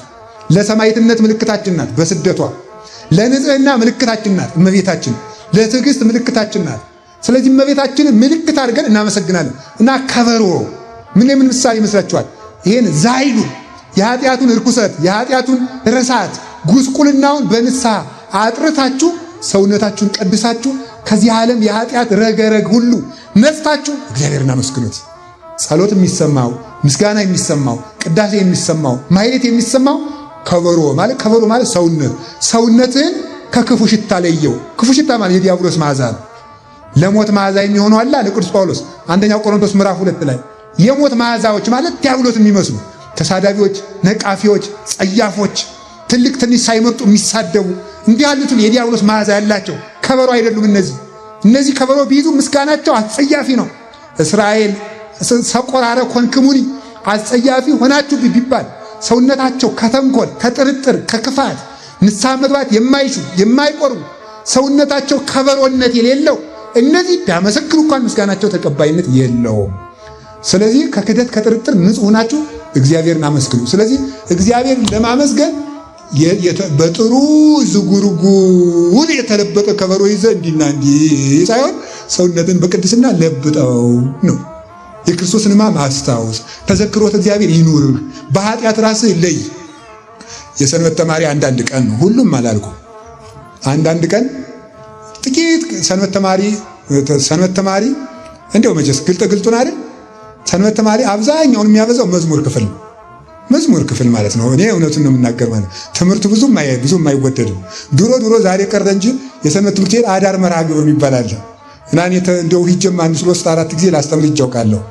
እና አዳር መርሃ ግብር ይባልና ስነ ጽሑፍ ሲቀር፣ ድራማ ሲቀር፣ መዝሙር ሲቀር እና ከዛ በኋላ 8 ሰዓት ይሆናል። ስብከት ሲመጣ ሰንበት ተማሪ በቃ ዛሬ ችግር ተፈጠረ ማለት ነው። ወይም ደግሞ ወጥቶ እንዲያና እንዲያ ይላል ማለት ነው። አሁን ቀርቷል። አዳር መርሃ ግብር እየቀነሰ መጥቷል። የእግዚአብሔር ይመስገን እንኳን ቀረና ያልኩኝ አዳር መርሃ ግብር እንኳን ቀረ እና ለምንድን ነው ይህንን ያነሳው በሉ። በኋላ ይቆዩና ብዙዎቹ ጸንተው ይኖራሉ። ለትልቅ ማዕረግ የሚበቁ ሰንበት ተማሪዎች አሉ። በእውነት ማለት ነው እስከ መምህርነት የደረሱ እስከ መጽሐፍ መምህርነት እስከ ብዙ ማዕረግ የደረሱ ማለት ለጵጵስናም የበቁ አሉ። ግን ምን ያለው ኑረው ከመዝሙር ክፍል ጠፍተው ይቀራል። ይጠፉና የጥምቀት ዕለት መጥተው ከበሮ ስጡኝ ይላል። ሴቶቹ ሱሪ ነው የለበሱት፣ አፋቸውም ቀለም የተቀባ ነው። ግን ድሮ የሰንበት ትምህርት ቤት አባል ስለነበሩ መብቴ ነው ይላሉ ማለት ነው። ሰው ወንዱ ልጅ ጸጉሩ የሰይጣን የሰጣት መስሎ ተፈትሏል። ከበሮ ስጡኝ። ለምን? መብቴ ነው። ከበሮ ማለት ሰውነት ነው። ከበሮ ለመምታት ከማሰብ በፊት ሰውነትህን ከበሮ አድርገው በሉ። ከበሮ በሉ እንጂ እግዚአብሔር የሚመሰገን መጀመሪያ በሰው ሰውነት ይመሰገናል። ንጹህ ሰውነት እግዚአብሔርን ያመሰግነዋል።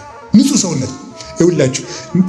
በቤተ ክርስቲያን በሰዓታት በቅዳሴ 24 ሰዓት ድንግል ማርያም ወላዲተ አምላክ የምንለው እግዚአብሔርን ለማመስገን ፍጹም ብርሃን ያላት እግዚአብሔርን የድንግል ማርያምን ያህል ያስመሰገነ ሰው የለም። መልካሙን ስራችሁን አይተው በሉ የሰማይ አባታችሁን ያመሰግኑት ዘንድ ብርሃናችሁ በሰው ፊት ይብራ። የእኛ መልካም ስራ ሲታይ ማን ይመሰገናል? ከድንግል ማርያም በላይ ከፍጡር ወገን መልካም የሰራ ስለሌለ ድንግል ማርያም ቤተ ክርስቲያን 24 ሰዓት የምትነሳው እግዚአብሔርን ለማመስገን የእሷን ያህል ምክንያት የሚሆን ንጹህ ሰው ስለሌለ ነው። ንጹህ ሰው እና እግዚአብሔርን ከበሮ ይዞ ለማመስገን ከመሯሯጥ በፊት ሰውነትን ከበሮ አድርጎ እግዚአብሔርን ለማስመስገን መሮጥ እንዴት ያለ መልካም መሰላችሁ! በቅርብ ብሎ ከበሮ ይዞ አንዳንዱ ሰው እንደ ዘፈን ይቀጥተዋል። በሞት ይሄ እንደው አንዳንዱ ሰው ይሄ መንፈሳዊ ዛር የሚባላል ያ እየተጫወተበት ሁሉ ይመስለኛል። ይሄ ዛሩ እየተጫወተበት ነው ብሎ አለታችሁ ያለ ሰው ከበሮ ሲመጣ እንዳለው ሲላል እስክስታ እኮ ነው የሚወርደው ማለት ነው። አሁን በዚያ እግዚአብሔር እየታሰበ ነው። ከበሮ እኮ እንደዚህ ሲመታ እኮ መታው ምን ማለት ነው? ከሐና ወደ ቀያፋ ሲያመላልሱ አደሩ ጌታዬ ማለት ነው። ከበሮ የሚመታ እንደዚህ እኮ ነው። መጀመሪያ ወረቡ ሲመታ ወረቡ እየተባለ ሳለ ቀስ ተብሎ ይመታል። ኋላ ይደረባል። ሸብሸበው ሲል የማይቆጠር እጁ በፍጥነት ምቱ በብዙ ቁጥር ያርፍበታል። የጌታ መከራ ከሐሙስ ማታ ወደ ዓርብ እየጨመረበት መጣ ማለት ነው። ይሄ እየተዘለለ የሚባል አይደለም። ያ የክርስቶስ መከራው እየታሰበ የሚደረገው እና ራሳችንን ንጹህ አድርገን የእግዚአብሔር መሳሪያ እንዲሁ አሁን አይ ወገኖች እግዚአብሔር በእኛ ላይ የተንኮል ከበሮ እየደለቀብን፣ እግዚአብሔር በእኛ አፍ ዘፈን እየደለቀ፣ እግዚአብሔር በእኛ አፍ ስድብ እየደለቀ እኛ ከበሮ ምንደልቅ ምን ዋጋ አለው? ስለዚህ መጀመሪያ ሰውነታችንን ከበሮ እናድርገው። ከበሮ አክብረን ለመምጣት የእግዚአብሔር አመስጋኞች ለመሆን የሰውነት ክብር ነው። እነ ከበሮ እነ መለከት የተቀመጡት ለሰውነት።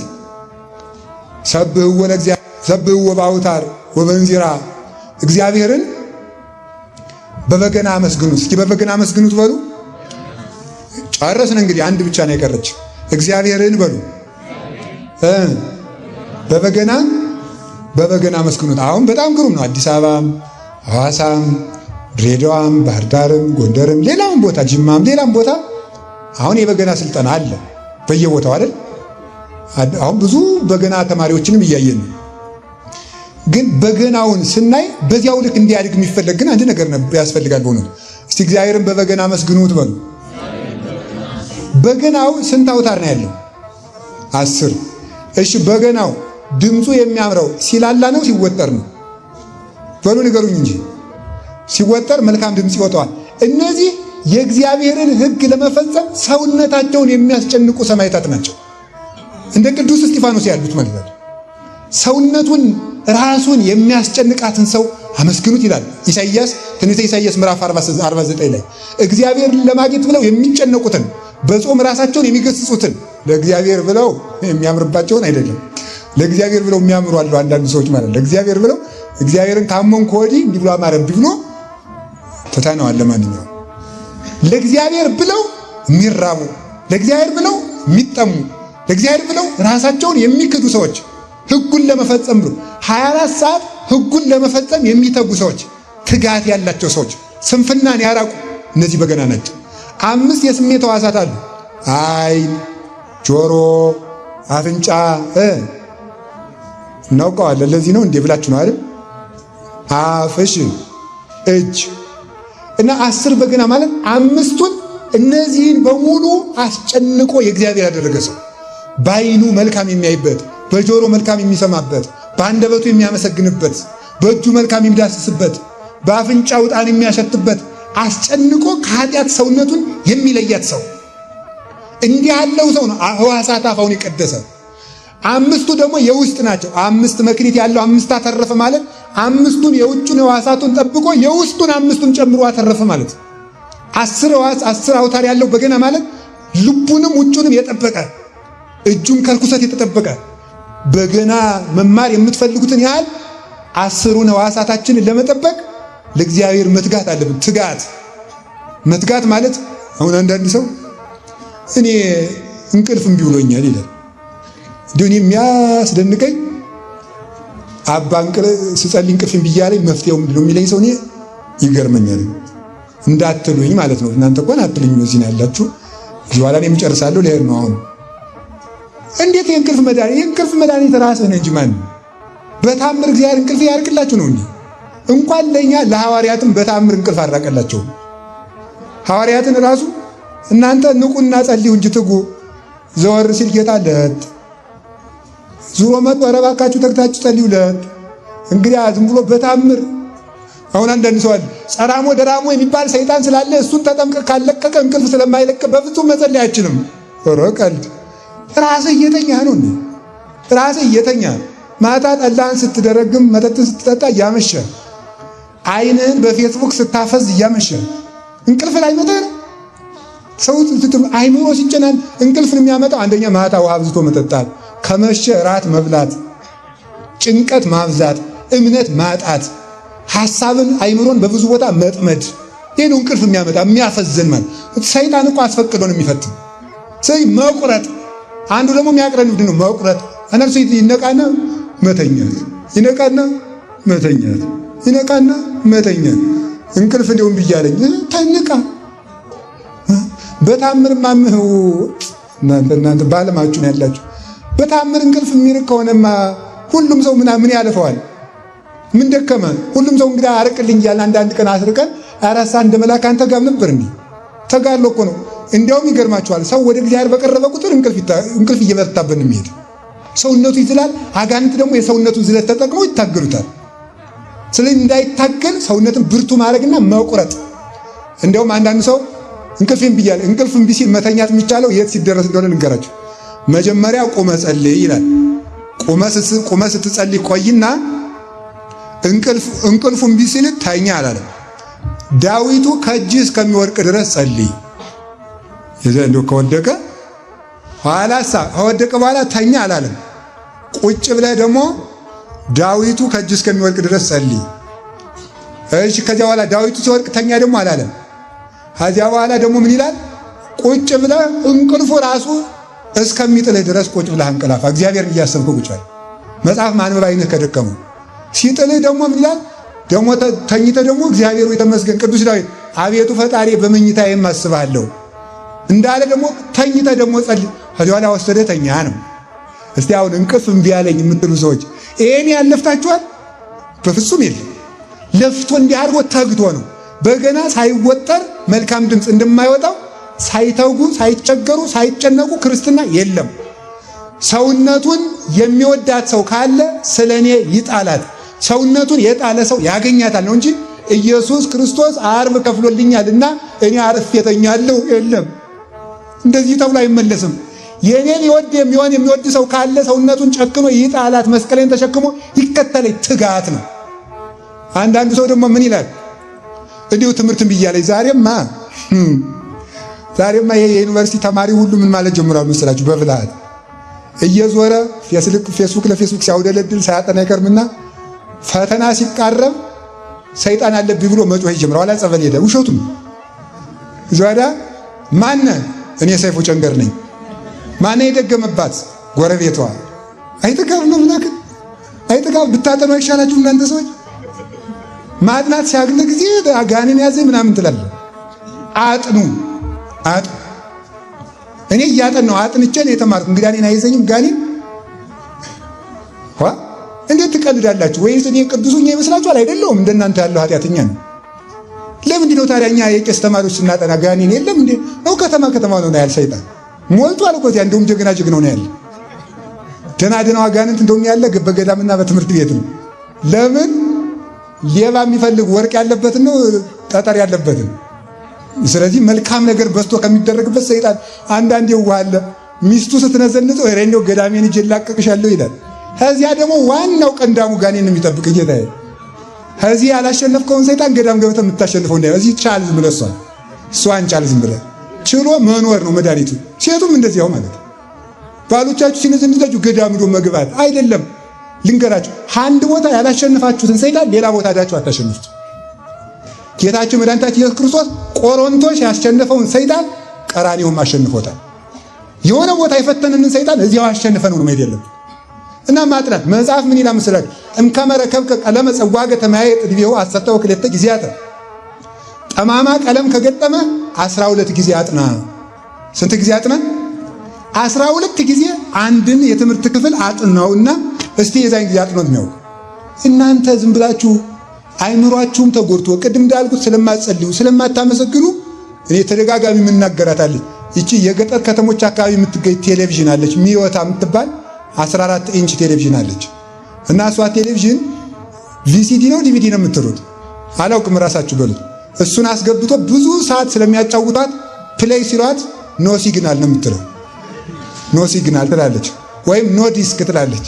እንደዚያ እና አሁን የዚህ ዘመን ተማሪ አይምሮ በፌስቡክ ወሬ ስለሞላ ሊያጠና ሲል ኖ ሲግናል ይለዋል ጭንቅላቱ ማለት ነው።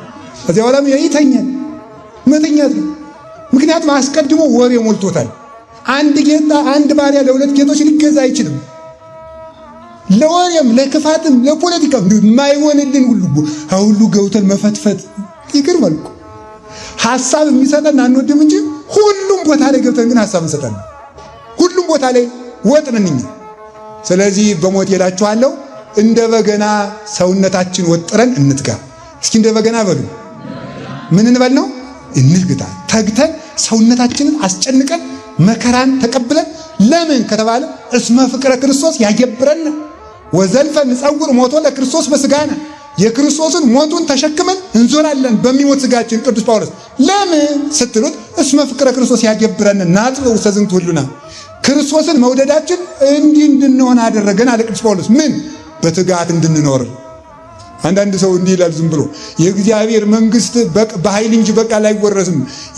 ማንም ትምክቴን ከንቱ አያድርግብኝ። በኢየሱስ ክርስቶስ በአፉ አምኖ የመሰከረ ሁሉ ይድናል። ወኛቱን ወዳጅ ቅዱስ ጳውሎስ እንኳን እንዴት ነው ያለ? አንደኛ ቆሮንቶስ ምዕራፍ 9 ቁጥር 27 ላይ ለሌሎች ከሰበኩ በኋላ እኔ ራሴ የተጣልኩ እንዳልሆን ሰውነቴን እየጎሰምኩ አስገዛዋለሁ ነው ያለ። መድኃኔዓለም ከፍሎልኛል። አዎ እርግማናችን አስወግዶልናል። ኋላ ግን ፍለጋውን ሰጥቶ በር ከፍቶ ሂዶልናል። ሰውነታችን መጨነቅ አለበት፣ ጾም መውደድ አለበት። እኔ አሁን ሰው ከአዲስ አበባ ወይም ከአሜሪካ ከውጭ ሀገር የሚመጡ አንዳንድ እህቶቻቸው ወንድሞቻቸው ወደ ገዳም በምናምን ሲመጡ ጸበል ልጩኝ ይላል።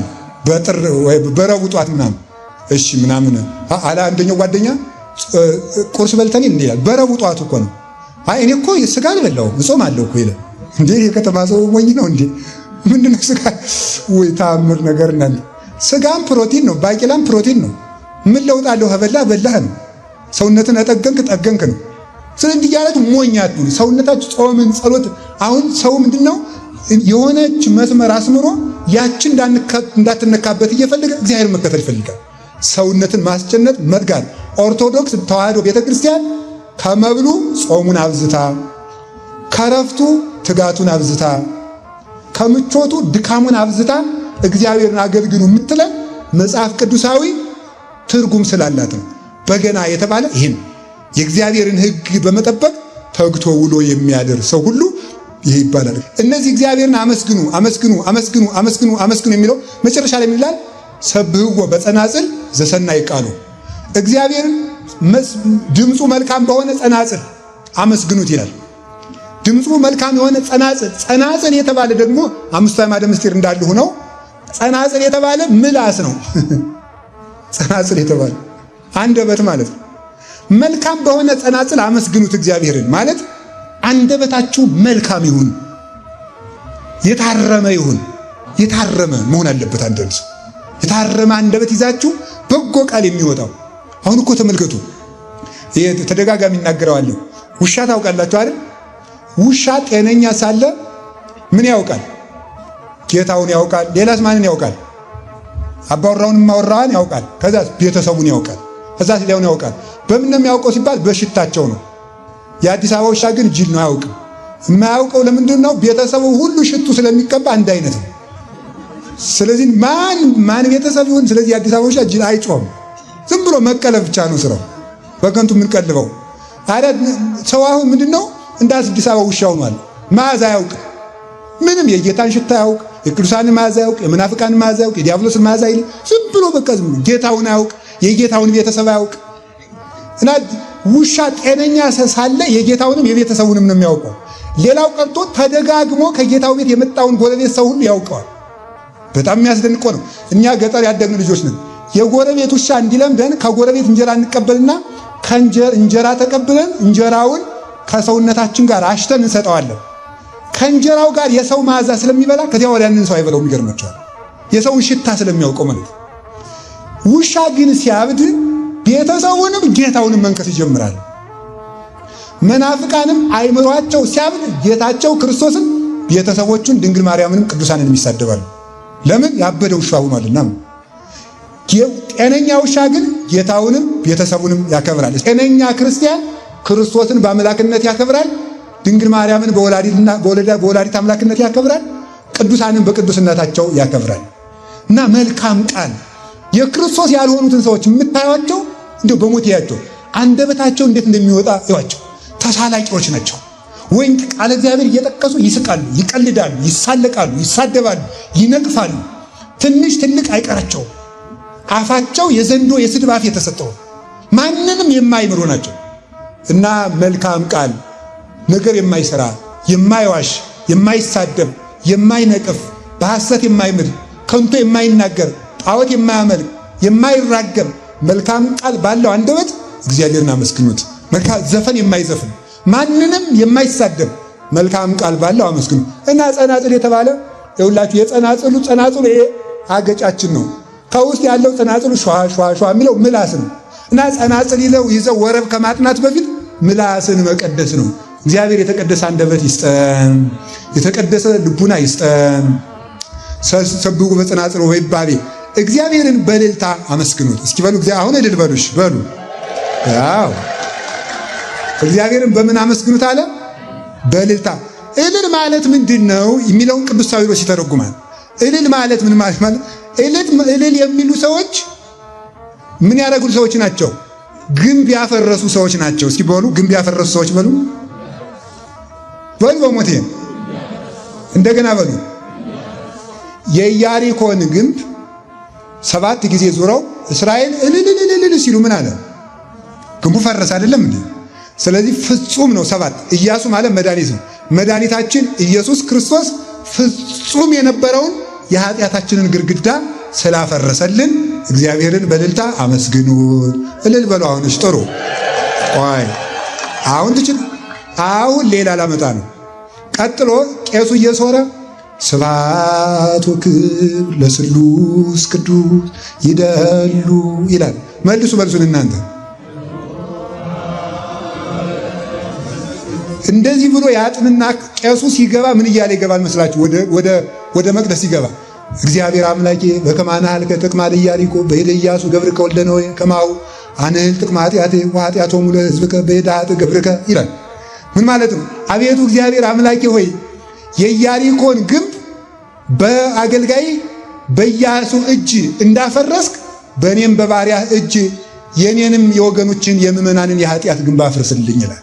እየዞረ የሚያጥነው የኃጢአትን ግንብ ለማፍረስ ነው። እልል ማለት ምን ማለት ነው? ንስሐ ገብቶ ኃጢአትን በንስሐ ማፍረስ ማለት ነው። አጋንንትንና ኃጢአትን ድል የመንሳት ምልክት ነው። ድል ያልነሳ ሰው እልል ቢል ይሳቅበታል። ፍልስጤማውያን እኮ ምን አሉ መሰላችሁ? ታቦተ ጽዮንን ይዘው አፍኒንና ፊናስ ያንን ክፋት ሰርተው እስራኤል ውጊያ ገጠሙ። ተሸንፈን የተመለስነው እኮ ፍልስጤማውያን ያሸነፉን ታቦተ ጽዮንን ስላልያዝን ነው ብለው ታቦተ ጽዮንን ይዘው ሄዱ። ኋላ ታቦተ ጽዮንን ይዘው ሲሄዱ እስራኤላውያን እልል አሉ። ምን አሉ ፍልስጤማውያን? እኒህ ፍልስጤማውያን እስራኤላውያን ምን እልል ያስብላቸዋል? ያሸነፍን እኛ እልል የሚሉ እነሱ አሉ። ምክንያቱም እልል ማለት የሚያሸንፍ ሰው መገለጫ ስለሆነ ማለት ነው። ከዚህ በኋላ ታቦተ ጽዮን መጣ ነው። ነገር ግን ልብ ብላችሁ ስሙ። እስራኤል ታቦተ ጽዮንን ወደ ፍልስጤም ይዘው ሲሄዱ እልል ብለው ነበረ። እልል ለማለት ግን ድል የነሳ ሰው ነው። ኃጢአታቸውን ድል ነስተው ታቦተ ጽዮንን ይዘው እልል ቢሉ እስራኤልንም ድል ነስተው እልል ለማለት ይበቁ ነበረ። ኃጢአታቸውን ድል ሳይነሱ በኃጢአት ግንብ በተያዙ ሰዎች ራስ ላይ ታቦተ ጽዮን ስላለች እልል ቢሉም እልልታቸው ወደ ወዮታ ወደ ለቅሶ ተመልሶ ታቦተ ጽዮንን አስማርከው እነሱ ሙተው በለቅሶ ተመለሱ። ስለዚህ ምን ማለት ነው? ታቦት ላይ እልል ስንል የኃጢአታችን ግንብ አፍርሰን እልል ለማለት ያበቃል። በምን ነው የምናፈርሰው? በንስሐ በሉ እንጂ የምንሰራው ልማድ በመቁረጥ በማቆም ሌላውን ደግሞ አሁን ዝም ብሎ እንደው እንዳትቀየሙኝ አደራ። አሁን የከተማ ሰው ዝም ብሎ ሳይገባው ሁሉ ነው እልል የሚለው። እኔ አሁን እግዚአብሔር ይስጣችሁ ምእመናን፣ እግዚአብሔር ይቁረጣችሁ አሰሙኝማ። ሳሰሙ ሁሉ እልል ስለምትሉ ማለት እዚህ ብሎ እልል ማለት ምእመናን እልል በሉ፣ ምእመናን እልል በሉ። አይ በቃ ምን አሸነፈን ነው እልል ምንል? እኔ እልል አትበሉ አላልኩም፣ በሉ ችግር የለም። ግን እልል ስንል ማሟላት ያለብንን እናሟላ ነው። ደግሞ ሰው መቼስ ይችግርኛል ተመልሶ አይው ተመልከቱ፣ የሰው እልል አትበሉ እኮ አለ። ቤተክርስቲያን እልል አትበሉ እኮ አለ። በሉ ደግሞ እኔ አላልኩም። እልል ስንል ድል የነሳ ሰው ነው እልል የሚልና አጋንንት ይስቁብናል። ሞኝ ከሰውነት ላይ የኃጢአት ግንብ ሰርችብህ አንተ እልል ትላለህ ብሎ ሰይጣን ይስቅብናል። እንዳይስቅብን አሁን ጠላት መጥቶ ቤታችንን አፍርሶ ጓዛችንን ዘርፎ እጅ እግራችንን የፍጥኝ ከምሰሶ ጋር አስሮ ጥሎን ሲወጣ እናለቅሳለን እንጂ እንላለን? እጅ እግራችን በኃጢአት ተዘርፎ ባለቀስን ነበር በእውነት ማለት ነው። ስለዚህ ሁላችንም ይህንን ግንብ ማፍረስና እግዚአብሔር ሰብሕዎ በጸናጽል ወበይባቤ፣ በጸናጽል በመልካም አንደበት ወበይባቤ ኃጢአትን ድል ነስታችሁ እግዚአብሔርን አመስግኑት። እስኪ በሉ ኃጢአትን ድል ነስታችሁ ማንን አመስግኑ? እግዚአብሔር። አሁን እኮ በየቦታው ሁሉም ቢናገሩት ወደ ባዶ ይቀራል። ገንዘብና ኃጢአት ግንብ የሰሩባቸው ሰዎች ናቸው በየቦታው ሃሌሉያ የሚል ዝም ብሎ ኃጢአት ቤት የሰራበት ሰው ግንብ አፍርሰን ለማመስገን ያብቃን። ሁሉ ነፍስ ይሴብሖ ለእግዚአብሔር። እስትንፋስ ያለው ሁሉ እግዚአብሔርን ያመስግን። እስትንፋስ ያለው ሁሉ ለምንድን ነው የምናመሰግነው? እግዚአብሔር መጀመሪያ ስለፈጠረን። እስኪ ስለፈጠረን በሉ። ቀጥሎ ጠላቶቹን ስለፈጠረ። እስኪ በሉ ይሁላችሁ ጠላቶቹ እንደምንሆን ስላደረገን። አሁን እናቶች አባቶች ዝም በሉ። እናቶች አሁን የዛሬ 9 ወር የምትወልጂው ልጅ አንቺን አንቆ የሚገል ነው ብትባሉ ተወልዱታላችሁ? ተወልዱታላችሁ ወይ? አትወልዱትም። ኧረ እንኳን አንቆ የሚገላችሁን የሚረዳችሁን ማልወልድላችኋል። ዛሬ መውለድ አስጠልቷችኋል። ዛሬ አንዳንዶቻችሁ ይርበናል ብላችሁ እግዚኦ ሰው ሆዱ እኮ ይገርማል እኮ ምን ላበላ ልበላ ነው ብሎ ማለት ልጁ መጥቶ እንዳይሸማው እንዲሁ እኮ አይደረስ እኮ ነው። አንዳንዱ ደግሞ ሲያጡ ውበታችን ይጎሰቁላል ብሎ ነው አሉ የማይወልደው የከተማ ይጎሰቁላል አራሳን ሆነን ብላችሁ ማለት አይጠጋም ማምላክ እግዚአብሔር ማህፀን ከፍቶ ሲሰጥ ዕዳ ልጅ ሲነሳ ዕዳ እና ተመልከቱ። አሁን አንቆ የሚገል ልጅ የሚወልድ የለም። እግዚአብሔር ግን የምንሰቅለውን ልጆቹን ፈጥሮናል። ስለዚህ ጠላቶቹ ስንሆን ስለፈጠረን ቅዱስ ጳውሎስ እናንተ እንኳን እንደው ለጠላት ለወዳጅስ የሚሞት ሰው ይገኛል ብላችሁ ነው? እንጃ። እግዚአብሔር ግን አኮ በአምጣነ ጌጋይነ ዘኮነነ ሐሳበ ጸጋሁ ለእግዚአብሔር እንዘ ጸሩን ይሄን ለእግዚአብሔር ተሳሃለነ በሞተ ሁሉ። የእግዚአብሔር ቸርነት በእኛ ኃጢአት ልክ ካልሆነም የእግዚአብሔር ጠላቶች ስንሆን ልጁ በልጁ ሞት ይቅር አለን ብሎ እንደተናገረ ክርስቶስ ሰቃዮችን የፈጠረ ነው። የቸነከሩትን ልጆች የፈጠራቸው እሱ ነው። አዳምን ኦ አይዳው ለላኳው ለአዳም ተቀናዋ በቅናዋ ተመስቀል ኦ አዳም ላንሶ ኦ አይጋር ላንሶ ሰው ውስጥ ተገነ ተቀናዋ በቅናዋ ተመስቀል ኦ አፍ ዘነፋ መንፈሰ ሕይወት ውስጥ ተገጹ ለአዳም ሰረበ ከርቤቱ ሱሃ ዘምስለ ሐሞት ይላል ቅዱስ ዮሐንስ አፈወርቅ። አዳምን ያጃጁ እጆች ወዮ በችንካር ተቸነከሩ። አዳምን በገነት የፈለጉ እግሮች ወዮ በችንካር ተቸነከሩ። በአዳም ፊት ላይ የሕይወት መንፈስ ነፍ ያለ አንደበት ሐሞት ከከርቤ ጋር ተቀላቅሎ ጠጣ ወዮ ብሎ ይናገራል። በእውነቱ ማለት ይህንን አደረገ እግዚአብሔር ጠላቶቹ ስንሆን ስለፈጠረን በመልኩ ስለፈጠረን። ማን መልኩን ሰጥቶ ፍጡር ይጥራ ሰው ስላረግን። እግዚአብሔር እኮ አህያ አድርጎ ቢፈጥረንም ይችል ነበር። አህያ ብንሆን እዚህ እየተጫን ነበር አይደል? አይጥ ብንሆን ኑሮስ እግዚአብሔር ምን ይሳነዋል? ድመት ቢያረገን ኑሮስ? ሰው ያረገን አምላክ እግዚአብሔር ይመስገን። እግዚአብሔር ይመስገን በሉ ጨምሩ። እግዚአብሔር ይመስገን። እግዚአብሔር ይመስገን። መጀመሪያ ስለፈጠረን በሉ። እኔ ስለፈጠረን ስል እግዚአብሔር ይመስገን በሉ። ስለፈጠረን፣ ጠላቶቹ ስለፈጠረ፣ በመልኩ ስለፈጠረን እግዚአብሔር ስለፈጠረን፣ በምን ስላለን? በመልኩ ስለፈጠረን። ሌላስ ደግሞ የእኛን መልክ ይዞ መጥቶ ስለፈለገ ወነሳ አርአያ ገብር። ተመልከቱ፣ ተወልደ በአምሳሊከ ከመ ይልድከ በአምሳሊሁ። አንተን በአምሳሉ ሊወልድ እሱ በአምሳሉ ተወለደ ይላል አረጋዊ መንፈሳዊ ቅዱስ አትናቴዎስም ይናገራል። አንተን በአምሳሉ ለመውለድ እሱ በአንተ አምሳል ተወለደ። አብርሃም አንድ ልጁን ለእግዚአብሔር ቢሰጠው እግዚአብሔር አንድ ልጁን ለአብርሃም ሰጠው። አብርሃምን የእግዚአብሔር ልጅ ለማድረግ የእግዚአብሔር ልጅ የአብርሃም ልጅ ሆነ። ስለዚህ የእኛን መልክ የባሪያዎቹን መልክ ይዞ ራሱን ድሃ አደረገ ይላል ቅዱስ ጳውሎስ። ድሃ ማለት ምን ማለት ነው? እሱ ወደ ድህነት ተለወጠ ማለት አይደለም። ድሃ ሥጋ ለብሶ ከመታየት በቀር ለአምላክ ምን ድህነት አለ ይላል ቅዱስ ጎርጎርዮስ ሲናገር። የአምላክን ሥጋ ለብሶ የሰውን ሥጋ ለብሶ ከመታየት በቀር ለእግዚአብሔር ድህነት የለም። እፎ ቤተ ነዳ ሀደረ ከመ ምስኪን። ከእናት እንኳን የባለጸጋ ልጅ መርጦ አልተወለደም፣ የድሃ ልጅ መርጦ ነው የተወለደ። የባሪያን መልክ ይዞ ስለመጣ በእኛ አካል ስለመጣ አንሶ ሰው ውስጥ ዓለም በዚህ ዓለም ተመላለሰ፣ በዚህ ዓለም ኖረ፣ ዕድሜ ተቆጠረለት፣ አንድ ልብስ ለብሶ ኖረ፣ ውሃ እየለመነ አደገ፣ እየደከመው ተራመደ። እኔ ጌታ ካደረጋቸው ብዙ ነገሮች አንዱ የሚደንቀኝ ከእመቤታችን ጋር ሲሰደድ ሲደክመው ታች የእመቤታችን ቁመቱ አጭር አይደል? የ2 ዓመት ልጅ ወይ ግሩም ሰማይና ምድር ይወስናል። ከእመቤታችን መድረስ አቅቶት የእናቱን የቀሚስ ጫፍ ይዞ ዘይን እያለ ሲያለቅስ እይዞ ጽንፈ ልብስኪ ይለዋል ደራሲ። የተመልከቱ ምዕረበ ገቦኪ ምዕረበ ዘባንኪ። በጎንሽ ሲደክምሽ በጀርባሽ ታዘዋለሽ፣ በጀርባሽ ሲደክምሽ በጎንሽ ትይዣዋለሽ። እንደገና ሲደክሞ ደግሞ እዘይ ብሎ ያለቅስባታል። እናንተ አምላክ ልጅ ነው ሲያስቸግር እዘይ ብሎ እያስቸገረ አልሞ እንበለ ሰሎሜ ከሰሎሜ በቀር ያለ ዮሴፍ ከሰሎሜ በቀር የሚያግዝሽ ያስተባረኪ ከዮሴፍ አረጋዊ በቀር ስንቅ የሚሸከምልሽ የለም። ውሃ ለምኖ አድጎ እንጀራ ለምኖ ልብስ ለምኖ ለብሶ አንዲት ልብስ ናት የለበሰችው የመድኃኒዓለም ባይለምንም 70 ሰገል ያመጡለት አንድ ልብስ ነበረችው። ጌታ 33 ዓመት ሁሉ ለብሶት የኖራት አንድ ቀሚስ ብቻ ናት። ሲያድግም አብራው ነበር የምታድግ። ይህን ሁሉ የባሪያን መልክ ይዞ መጥቶ የጌትነቱን መልክ ስለሰጠን እግዚአብሔር ይመስገን አትሉ? ስጋውን ቆርሶ ስላበላን እግዚአብሔር ይመስገን በሉ። ደሙን ቀርቶ ስላጠጣን፣ ባሪያዎቹ ለመሆን የማይገባንን ልጆቹ ለመሆን ስላበቃን፣ ብንበድል እንኳን የንስሐ በር ስለከፈተልን፣ ስርየት የሚሰጡ ካህናትን ስለሰጠን፣ ሕግ ስለሰራልን፣ በመላክ ስለሚጠብቀን፣ የሰማይ ሀገር ስለሰጠን እግዚአብሔር ይመስገን። እስትንፋስ ያለው ሁሉ እግዚአብሔር ይመስገን ያመስግን። ሌላስ ምንድን ነው ያለ? ችለን ሌላስ እግዚአብሔር ክፉ ነገር ስላመጣም ቢሆን በሉ እግዚአብሔር ይመስገን ብለዋል።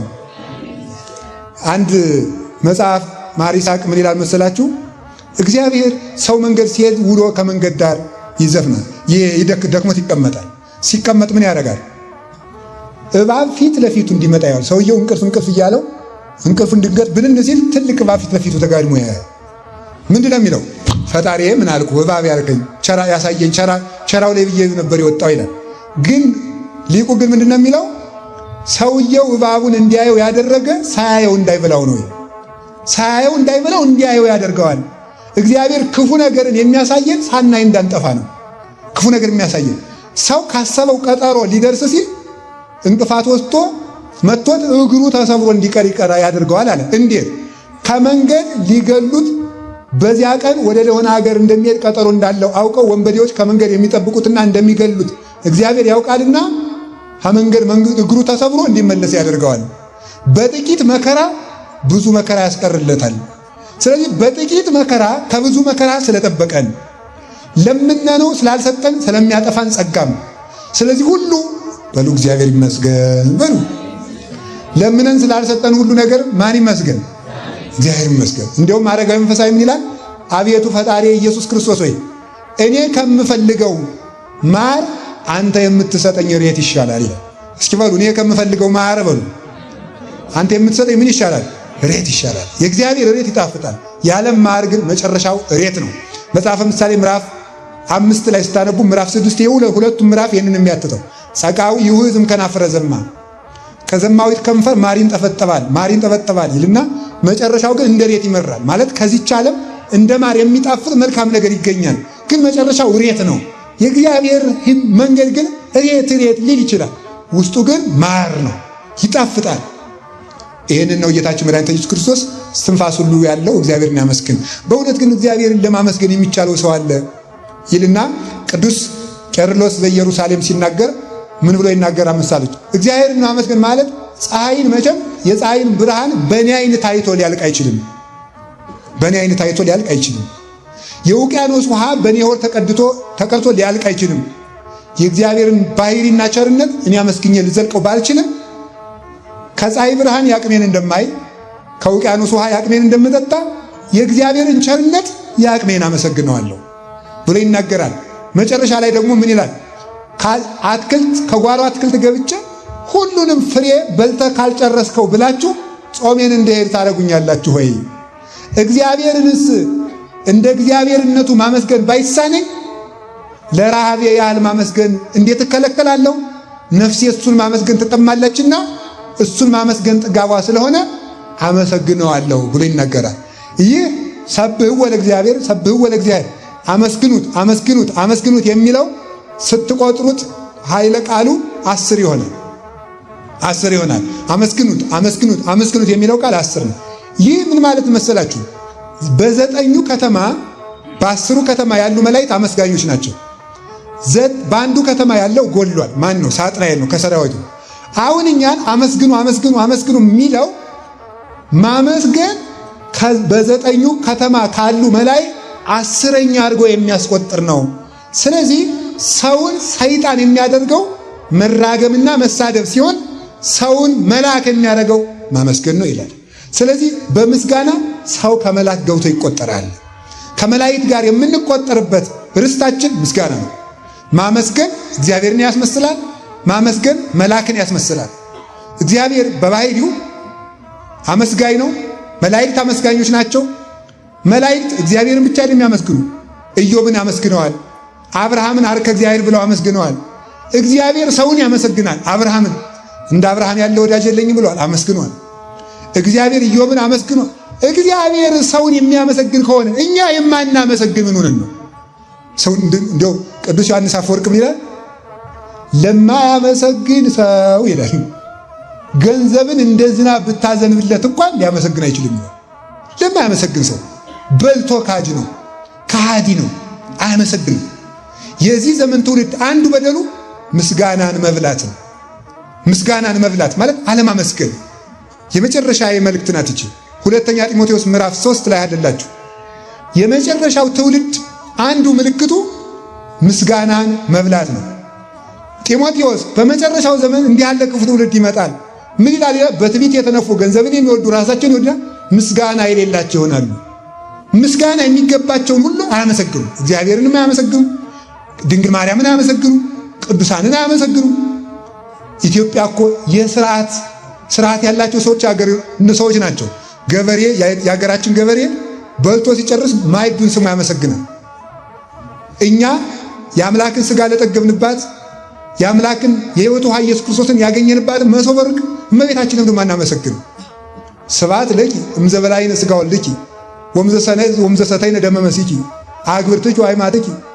የልጅሽን ሥጋ በልተናልና የልጅሽን ደም ጠጥተናልና በእውነት ለዚህ ምክንያት መሳሪያ የሆንሽ አንቺን እናመሰግንሻለን። በሔዋን ጠፋን ካል በማርያም ተመለስን ማለት ምንድን ነው? እግዚአብሔር ብቻ ፈረደብን እንድንጠፋ እግዚአብሔር ሳይሆን ምክንያቱ ሔዋን ከሆነች እንድንድን እግዚአብሔር እንዲፈርድብን ሔዋን ምክንያት ከሆነች እግዚአብሔር እንዲያድንን ማርያም ምክንያት ሆናለች ማለት ምንድን ነው? ነውር የለው።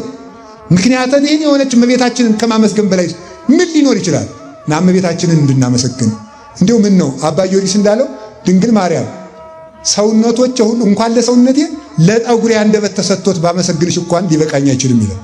ለጠጉራችን እንኳን አንደበት ቢሰጠው እና ይችን በእውነት የጥፋት ውሃ 150 ቀን የዘነበውን የጥፋት ውሃ የገታችው ቀስተ ደመና የእግዚአብሔር ምልክቱና ከተነሳች የእግዚአብሔር የሔዋን የኃጢአት ጎርፍ የተገታባትም እውነተኛይቱን ቀስተ ደመና እመቤታችንማ እንዴት እናመሰግነው። ቅዱሳን እናመሰግናለን፣ ሰውንም እናመሰግናለን። በእውነቱ ማለት ቅዱስ ጳውሎስ ሰው አመስግኗል። ሄኔሴፎሩ እንዲህ አድርጎልኛል፣ ማርቆስ እንዲህ አድርጎልኛል፣ ጢሞቴዎስ ጥሩ ሰው ነው አመስግኑት፣ እገሌ ጥሩ ሰው ነው ብሏል።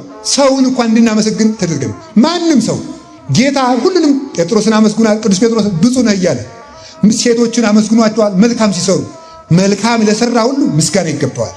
አመስጋኝ ሰው መራራ ሕይወት የለውም። አይምሮ ሁሉ ሰላም ያገኛል። ሁልጊዜ ግን መሳደብ የለበት ሰው ልቡም መራራ ነው፣ ሕይወቱም መራራ ነው። እኩት እግዚአብሔር በእንተ ጸጋሁ እንተ ይትተረጎም በዚህ ጊዜ ትመጣለች ስለማትባል ስለማይመረመር ጸጋው እግዚአብሔር ይመስገን። እግዚአብሔርን ለወለደችልን ለድንግል ማርያም ምስጋና ይግባት። ለሁሉም ቅዱሳን ምስጋና ይግባቸው። የምስጋና ሕይወትን ያድለን እግዚአብሔር። ወስብሐት ለእግዚአብሔር ወለወላዲቱ ድንግል ወለመስቀሉ ክቡር። ይቆየን።